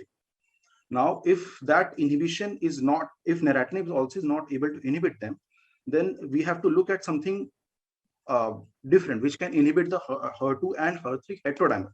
Now we can talk about pertuzumab, which has the ability to do that, but that is something that we have to look into in greater detail. Thank you. Shona? Yeah, so I had a question now. When you tested, these are basically mechanisms of HER2 resistance that you're talking about with mutations in the kinase domain, right? Yes, not kinase, no, it's an interaction domain. This is the interaction domain that causes the dimerization. Yes, okay. So tell me, have you tested these on de novo, or have they been patients who've already been treated? Sorry, ma'am, pardon, I cannot hear you. Were these treated? Were these tested on samples of patients that were treated or that were newly diagnosed? Okay, ma'am. So the mutation that we have took from the TCGA, they were primary samples before the start of the treatment. So these are inherent mutations. Okay. So the response would be after this. Okay. So then you would need to change your strategy if you found these mutations. Exactly, ma'am. Exactly, and that is what we are. That is what we have found. Is that the future plan to test yes, against? Yes, ma'am. The first thing is to validate this sets of detail, this set of information at the in vivo level, and then to take it a step further, we would like to have patient sample as well to validate our findings. Thank you so much. Thank you, ma'am. So judges, we are done with all the presentation. I request judges Dr. Shonanag and Dr. Raju sir to give closing statement for today's presentation. So it was really fantastic, and I'm really impressed with the work that is being done at the translational level, and I think there's great hope for excellent data to come out from this country and make an impact. Raju, over to you. Yeah, I completely agree with Shona. I mean, this is fantastic work, and really kudos to those who are actually at the bench and those who are behind them, encouraging these young people coming up. Really fantastic. I've got goosebumps just listening to them. Thank you.